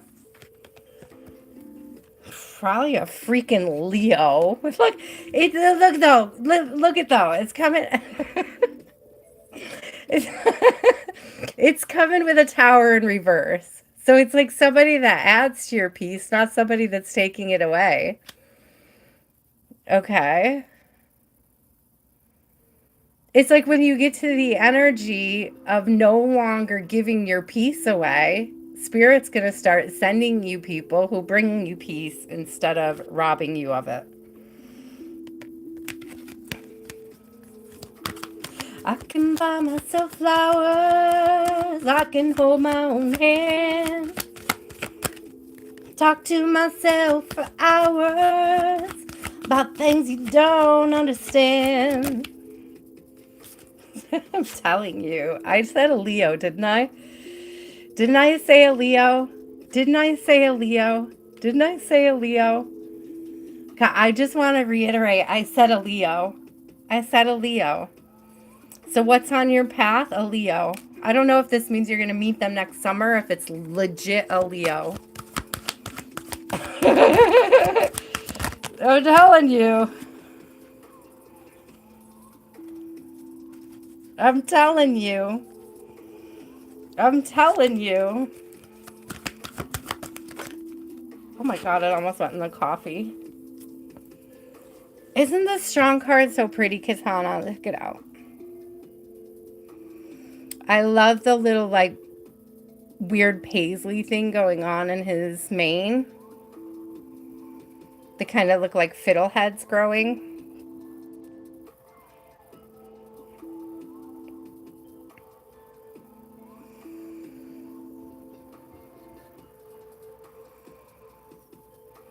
Big Leo vibes. Big Leo vibes, Katana. Big Leo vibes. Get out. What did I say? What did I say? What do you even need me for, Spirit? You got this. You don't need me for this. She knows she's a star. I already told her she's the star. I told her twice she's coming out as the star. I told her 3 times she's coming out as a star. I told her plenty of times she's coming out as a star. What do you want me to say? You're a star. Stand in it. It's attracting. It's attracting the solar vibe. You know, it's really funny because looking at these two together, it's like it's attracting the solar vibe. I always call like men bro earthers and women like cis stars, like like their earth energy versus star energy. So I love that you're coming out so strong as a star. Look at this. Didn't I just freaking say it? Didn't I just freaking say it? Look, 8. 8, the star. Abundant. When you are abundantly at peace with self, when you are abundantly at peace with self, and I feel like Kathleen, this is there, Tanya. Is it Tanya or Kathleen who was struggling with the separation? I can't remember. Whoever was struggling with the idea of separation being an illusion, this message, the part of this message is for you as well. It's like when you are so abundantly peaceful in self, when you have created so much peace in your own space, in your own journey, it's like Spirit is only going to bring you somebody who adds to that, who wants to protect that peace with you and for you. That could be somebody an old person in new energy. That could be a new person in new energy. If it's not something you've experienced.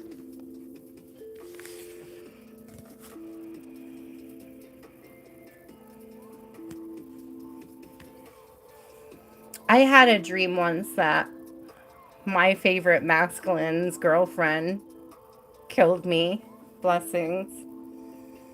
And it fucked with me for weeks. Like, it really messed with my brain, that dream. I was convinced it was a past life memory.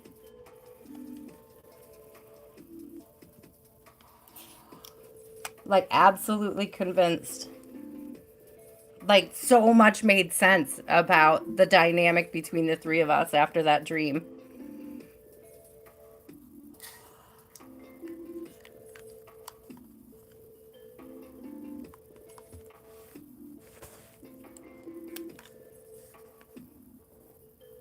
It's like I was tied up and hanging, and they were stabbing me for sport. It was like like Roman or Egyptian.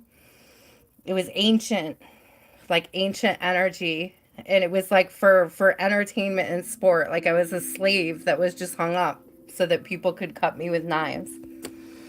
And like she just like was like my masculine was laughing at other people that were just kind of cutting me. And then she just got sick of like how he was admiring my cuts.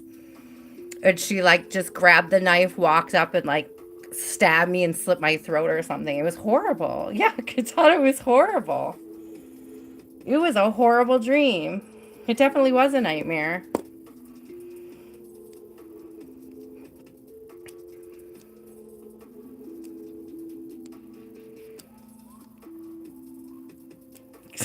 Yeah, it was harsh, man. It was a harsh dream. I woke up shook. I was shook for weeks. I was shook for weeks. I was.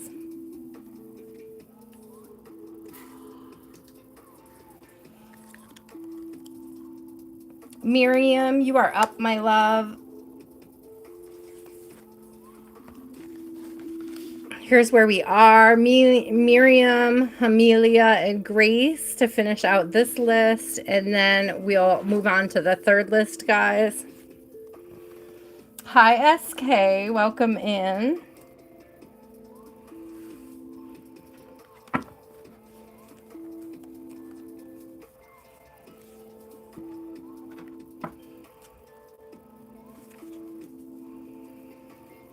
I have a lot of weird dreams, but that one messed with my brain for quite a while, for a hot minute. I was afraid of my life for a hot minute there. I'm not gonna lie. I woke up feeling like people were plotting against me, you know?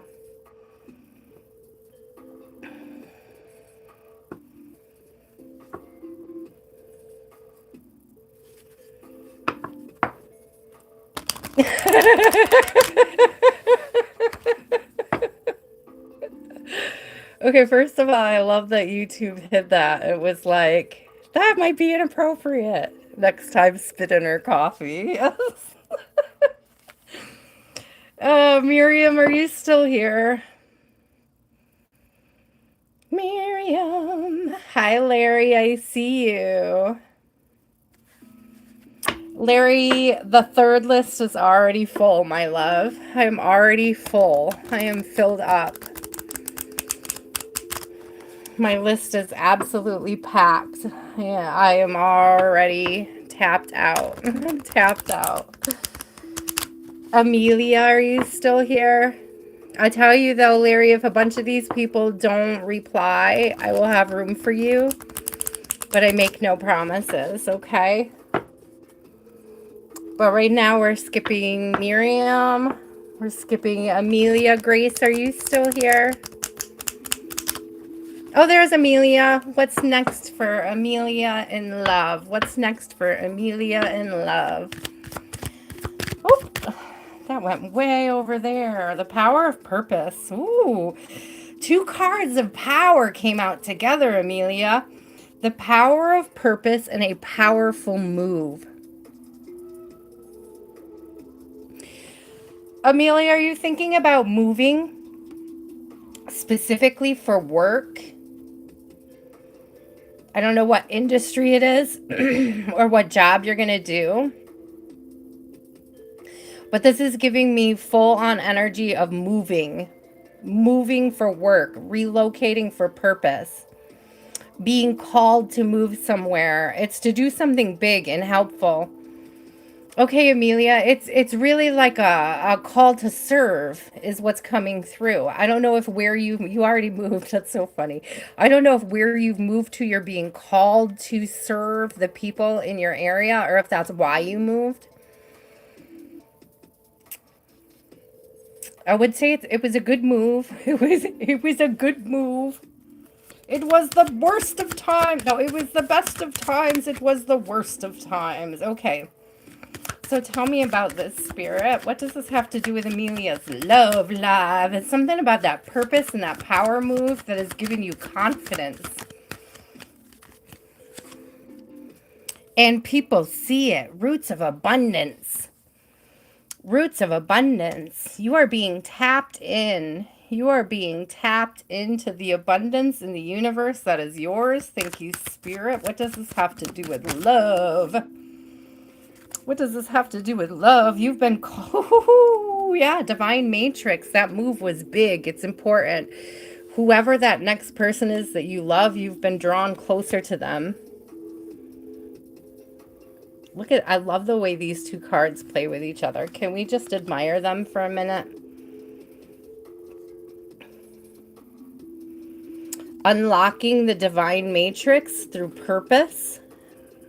It's like the more that you surrender to purpose, not only does the more abundance get pulled in, but like it's sparking something for your love life. It's moving you closer towards, quote unquote, the one. I hate to say the one because I feel like we can decide whether or not we want to go through cycles with somebody else at some point. I'm just saying. I hate to say there is a the one, but if you're looking for the one, you're on the right path, okay? That's what it's given me, but let's see. Let's see. Oh, tell me more about, oh, okay. We've got a 2 of Cups and a King of Cups, somebody who's emotionally stable, emotionally available. Somebody who's emotionally available. You are on the right path, Amelia, for somebody who is emotionally available. He could be a water sign, okay? Doesn't have to be, but he could be. Hi, Michaela. How are you? You are on the right path. Fast moving energy with the Eight of Wands coming out. Nothing in your way, nothing blocking you, nothing holding you back.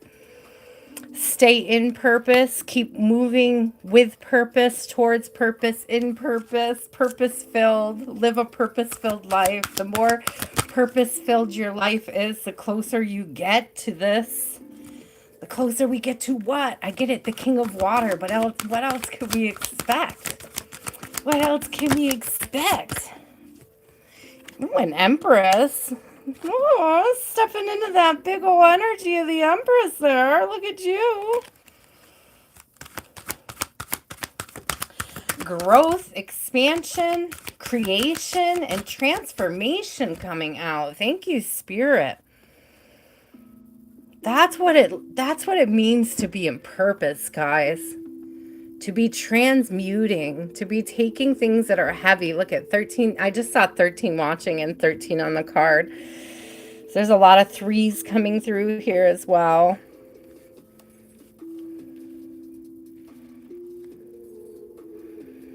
$44. Beautiful, beautiful, beautiful things. Beautiful things for you, Amelia. Stay in your purpose. As long as you're following your path and you're walking in your purpose, you are on the right wavelength to attract that emotionally available, reciprocating energy that you have been praying for, that you have been wishing and dreaming and hoping and praying. It's beautiful energy. Yes, claim it. I claim it too. The more we stand in purpose, the closer we get to the people. The people that are meant for us. That's the energy it's giving. The more we stand in purpose.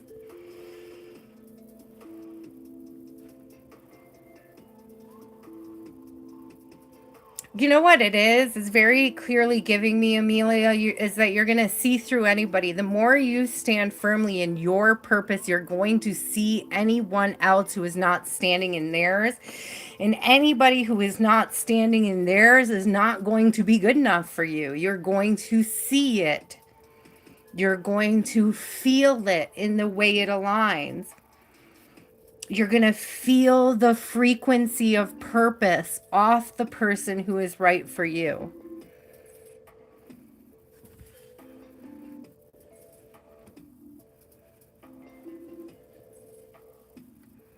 The frequency of purpose. I love that.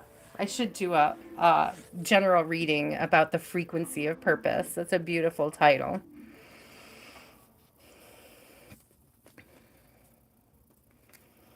Believing is seeing, Amelia. Believing is seeing. I'm telling you.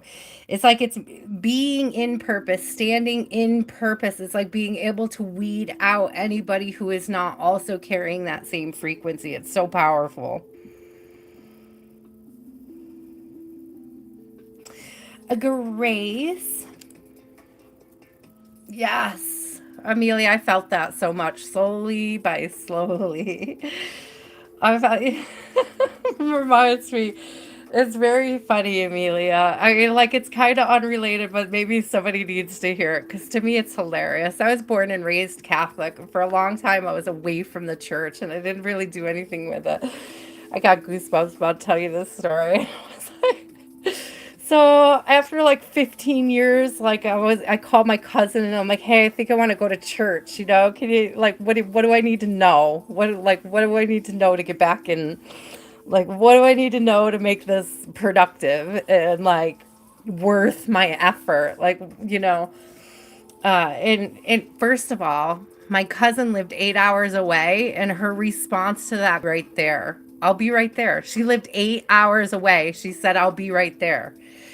She drove from Maryland to New York City to pick me up and bring me down to spend Easter weekend. I didn't even think about the fact that it was Easter when I was asking her this. Anyway, she takes me down to Washington, D.C., where she lives, and It was like Danny's Catholic boot camp. So my cousin Danny, right? It's like Catholic boot camp. Like we did everything Catholic you could possibly do in Washington D.C. that weekend. Like everything. We visited every kind of monk there was, like all different kinds of nuns. We went to so many different masses, and like she made me volunteer and do all sorts of shit while I was there. Like it was beautiful. I don't regret a minute of it. But one of the things I remember is making my first confession in like 15, 16 years. And I'm taking it very seriously. I'm having a huge awakening moment. So I journaled like 10 pages of sins. I journaled, 10 pages of 15 years of sinning that I had to get off my heart, right?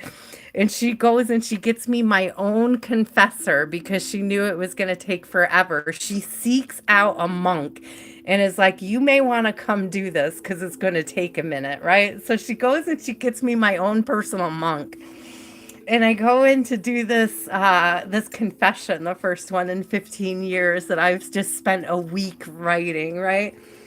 And and I go through the whole book with him, everything that I wrote, everything that I wanted to tell him, everything that I got off. Thank you, love of God. I'm getting to that. That's the punchline.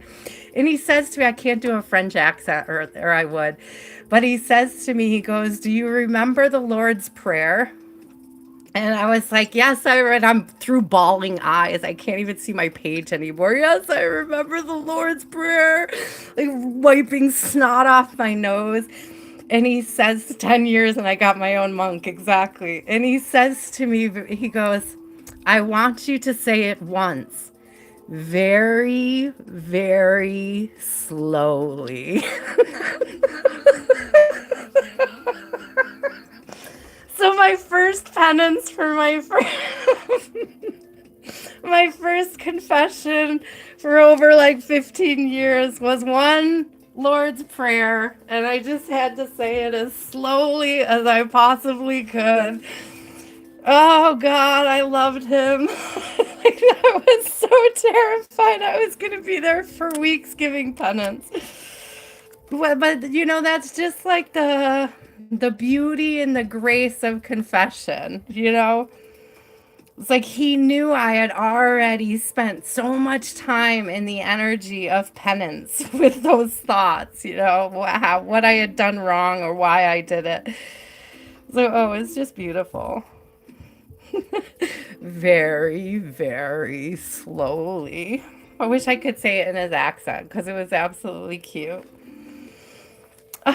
Okay, Yolanda, are you still here, my love? Oh, sorry, Grace, you're up. I don't want to skip Grace. Grace, you are up, my love. After Grace is Yolanda. It was super cute, Callie girl. I love monks. Franciscans are my favorite. He was Franciscan. Franciscans are the sweetest, most gentlest. We went to see some Franciscan monks Easter Sunday. We started, I'm telling you, Danny's boot camp, if you guys are ever curious. She had me on Easter Sunday in Mass with a group of Franciscan monks at 4 o'clock in the morning. And we did all of the station, like, not, they don't call them stations, they call them offices. Like, that monks pray like every hour on the hour. So we were there for every prayer for like 8 hours from like 4 o'clock in the morning, right? Like, we were there before the sun, which, by the way, watching the sun come up in stained glass windows was amazing. It was beautiful. Covered in wheat, Lottie, if you're out there. The wheat, though, I remember the window had a bunch of wheat. It was beautiful. It was just gorgeous. It was just wonderful. And I remember that when we went up for, like, when we made it to the noon mass, and we went up to get our Eucharist, one of the monks left chocolate, like monk-made homemade chocolate on our little reveries, our little prayer books. It's like when we came back to our seat, we had like these little chocolate Easter eggs. They were so good, made by the monks. And then we hung out and we had soup with them. So we had super. When I say Danny had a Catholic boot camp, it was all there. We didn't miss anything. It was the best experience ever. So probably single-handedly the only reason why I love Catholicism was that whole experience with my cousin Danny. So beautiful. Okay. Just to share, I really learned like the depth and beauty of the faith through that process, through that boot camp, as you were. Would like to know about the upcoming week. What does Grace need to know about the upcoming week?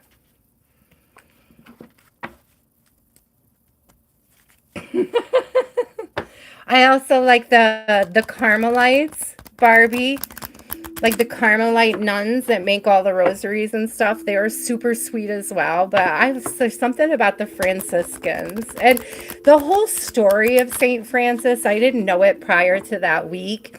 And it's like, it's hilarious. You guys know the story of Saint Francis? Because it's freaking hilarious. Oh my God. So it's like St. Francis is a war-torn country, right? And they like absolutely destroyed the church and the community and everything. And God was like, yo, rebuild my church, right? And Francis was like, cool, sure, I could do that. And St. Francis was like picking up all the rubble and the stones, and he like pieced together this little stone church. And he went in there and he was praying to God, and he was like all by himself in the church. It's like, this just shows how patient God is with us, but doesn't interrupt. Like when we think our purpose is one thing and it's not, it's like God won't correct you until you ask, right? Because he was like, he built up this church and he goes in there and he's praying by himself, like, okay, I did what you asked. Now what do you want me to do? And he goes, like, it's great. God says to him, it's great that you rebuild my church, but I meant rebuild my church. And it was like at that point he realized what God was talking about was bringing the people back in. So it had nothing to do with the building itself, but God bless him for God bless him and God bless God for letting him, think it was. So I think it's funny. I think it's funny. Like God will be so patient with us even when we don't understand him. You know what I mean? I feel like that was the message. Like God's so patient with us even when we don't understand. And it also goes on with that thing I'm always saying about how we're making things more difficult because we're human. It's like I feel like, St. Francis was doing that as well. Like he was making things more difficult on himself just because he's human. So we came here to do that. We came here to experience what difficult is. Thank you. And we came here to experience that sacred reverence. Grace, that's very cute coming out. I love it. You may be connecting with more people. You may be finding connections or opening up new doors for you. Okay. I love that we're talking about so much sacred stuff right now, and that card came out. It's definitely carrying for me that energy.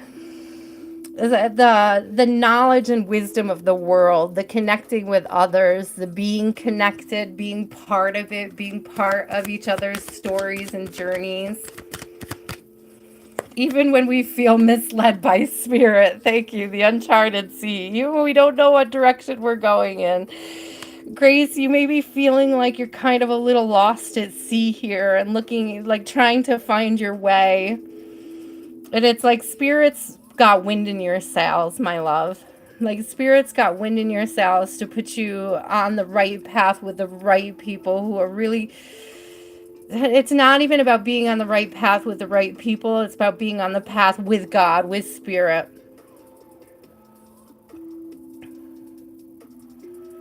There is something very specifically about Grace embracing and loving where you are on your journey at this time.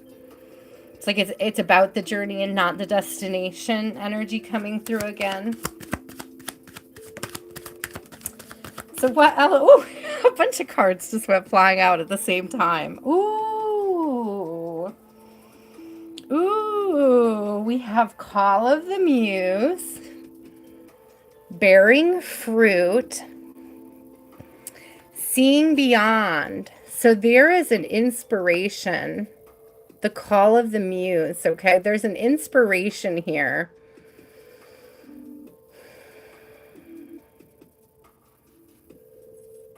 Do you know what it's giving me, Grace? It's giving me the energy. And again, I said this earlier about like how important it is to be in purpose. It's like focusing on the purpose brings the fruit, bears the fruit. It's like seeing beyond, it's like not about the value of the money. It's about the value of the experience of going through whatever this part of your journey is. The value of the experience, the purpose. It's like when you're living in purpose, the abundance naturally follows. It's like not doing a job because you love the money. It's like doing the job because you love the people associated with it and having that be how the money comes through, the abundance.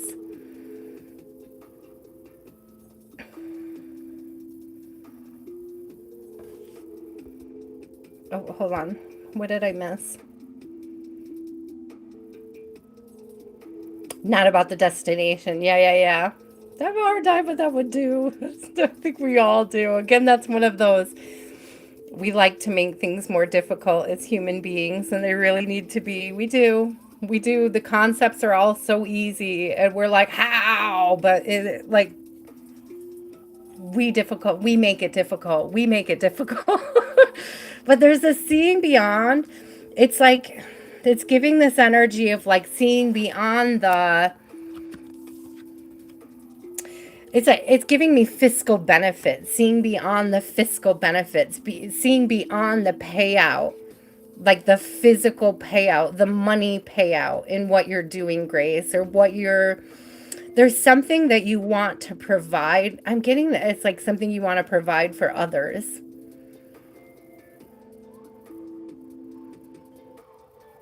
I don't know if it's mission work. I don't know if it's like really requires you to like travel to help feed people. I don't know what it is. It's a very purposeful, mission filled call of the muse energy. I know you just talked about this week, but I feel like Spirit is giving me like a whole lifetime of information for you right now, Grace. It has a lot to do with living in purpose. And it's like the more you live in purpose, the more abundance you draw in for your path, for you, for your people. And it's because you love what you do. It's not because I'm not going to say it's not because what you do isn't valuable, but it's like because you love what you do, it's why it's so rewarding. Whatever this mission is, it's beautiful. Do share. Do share if you know what the mission is. Or if you're on the mission, you don't know what your purpose is. Well, I'm telling you that when you find it, it's going to open up a vast amount of abundance for you. Hello. And love. Love with a king of fire. I fell into a burning ring of fire. I went down, down, down, and the flames went higher. And it burns, burns, burns, the ring of fire. I can't sing that low. Sorry. But I love to try. I'm telling you, whatever this is, it leads to abundance. It has to do with purpose. It leads to abundance in love. It leads to abundance in money. It leads to abundance in general. An abundance of inspiration, I'm hearing. Is your ex bringing you trinkets?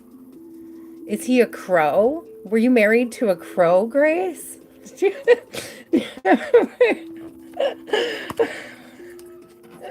Oh no, 2% Valerie, guys. It's still going down. I don't know what to tell you. I can't read any faster. I just can't. It wouldn't be fair. Let me get one more here, Grace. I'm telling you, whatever this is, it's about work. It's about aligning with others in purpose. 3 of Earth coming through. aligning with others that have similar values, have similar plans, similar thought processes around solving. I feel like it's around solving a problem for others. It's like seeing a problem and wanting to fix it and having the drive to do it.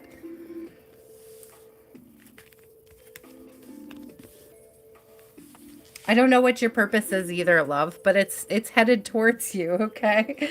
Something is about to wake up, okay? You're about to feel inspired to help others. I think that's what it means to live in purpose in general, is feeling inspired, setting the intentions for helping humanity, even if that's through healing yourself. Thank you, Spirit. How much each one of us helps humanity just by being willing and able to heal our own wounds is just a beautiful process. Yolanda. Grace, I'm praying for you. I hope you get a job, love. I'm actually gonna, if you don't mind, I will send you some Reiki this week to help you with that.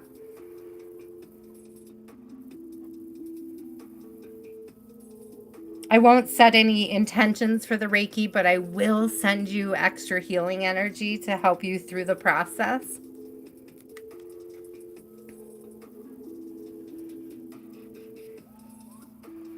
I agree. Why, Amanda? I have very strong opinions about fibromyalgia myself. Having seen several of the women in my family use it as a crutch to avoid healing is something that I decided I would not do to myself. And to this day, I've not been diagnosed with it because I refuse to, I don't know, play that game. Play that game. What I saw, you guys, in my personal experience with it is it's poor stress management. And that has repercussions on your body. Okay.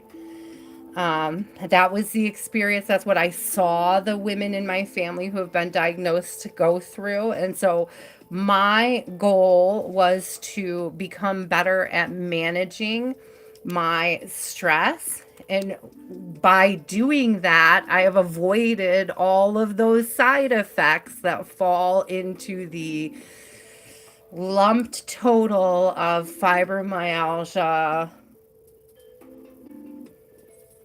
issues.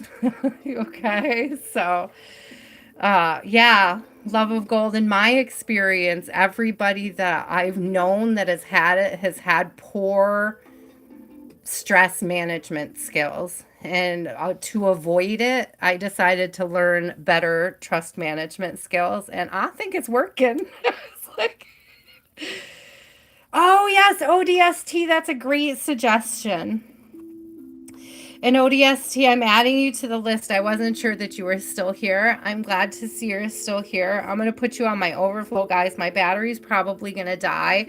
Anybody who is still on the list after my battery dies, I will try to record a message tomorrow or Tuesday. I have a bunch of things going on tomorrow, so I don't make any promises.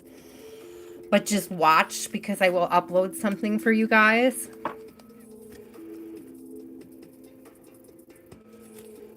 Yeah, it's like a physical reaction to poorly managed stress. It like I just seen it firsthand, and I don't know that doctors will say it because then what are they going to do? They can't medicate you, they can't this, that, and the other. And I feel like a lot of people use it as an excuse instead of learning how to manage their stress better. And I would just rather see people learn how to manage their stress. That's exactly what they did with my mom, blessings. It was like, oh, you have all these horrible side effects. You have fibromyalgia. Go home and take pain meds. Nobody was like, hey, you know what? All of these things will improve if you work on your stress management issues. Nobody said that except for me. And, I was shunned for it. It's like, my family doesn't like me because I see through that. I don't know. It's the smoke and mirrors. I'm seeing the smoke and mirrors card from earlier. I saw through that. I saw through that. I'm not going to fall for that. Yes, I get stressed out. Yes, it's super painful. But when I step into somebody who's able to manage that, it hurts a lot of the heck less. Yolanda, are you still here? Blessings. I hope that you figure it out. I hope you get through it. I do feel like as it builds up over years, it gets worse and worse and worse, but I do believe that it can be reversed with better stress management, okay? So I hope that that helps you. Like I hope it sends you down a path to get more information about things you can do to help with it. What areas should Yolanda improve in her life right now? It's plugged in, but it's down to 2%. It's just, it can't charge. Once it gets down under 5, it won't charge when it's plugged in. I don't know why. It's like I can plug it in at 50% and it'll be at 100% when I'm done. But if I plug it in at 5%, it just keeps going down. It's so weird. What areas should you improve? Oh, I grabbed the wrong deck. Hold on. What areas should you improve? Let's start with the Oracle. What areas do you need to improve? Oh, a merry motive. Do you see that in this particular one, it's kind of based around chores? Are you hating on your chores? Are you procrastinating things you need to do, Yolanda? There is something about just knowing that running water, fresh running water, hot water in your home is a blessing, right? It's like chores got easier for me when I remembered that my friend in Rwanda couldn't take a hot shower because they didn't have hot water all the time, right? Like there's just this like finding gratitude for the little things in those chores that make those chores easier for you, that it could be so much more difficult without it, like running water, without a kitchen sink, without, without a roof over your head. Like I couldn't do. And this brings me back to, I don't know if it was last week or if it was part of this week. It was just like paying bills. I don't care if I don't have any money left after I paid all my bills because it's all taken care of. It's all paid for. I'm grateful. I'm happy. So it's like find a merry motive behind the mundane. Thank you, Spirit. Find a merry motive behind the mundane. Yeah, that's the higher view. You have to work on taking the higher view when it comes to those mundane things that we just have to do. It's like there's no alternative. We have to get it done. So it's like you get to choose what kind of energy you do it in. You get to choose that. You get to choose that. So what else should Yolanda be working on? It's like body and soul. I'm telling you, it's a choice. The body gives me the mundane stuff, right? The soul is how you're dealing with it. This is where alignment comes from in body and soul. This merry motive behind even the mundane BS.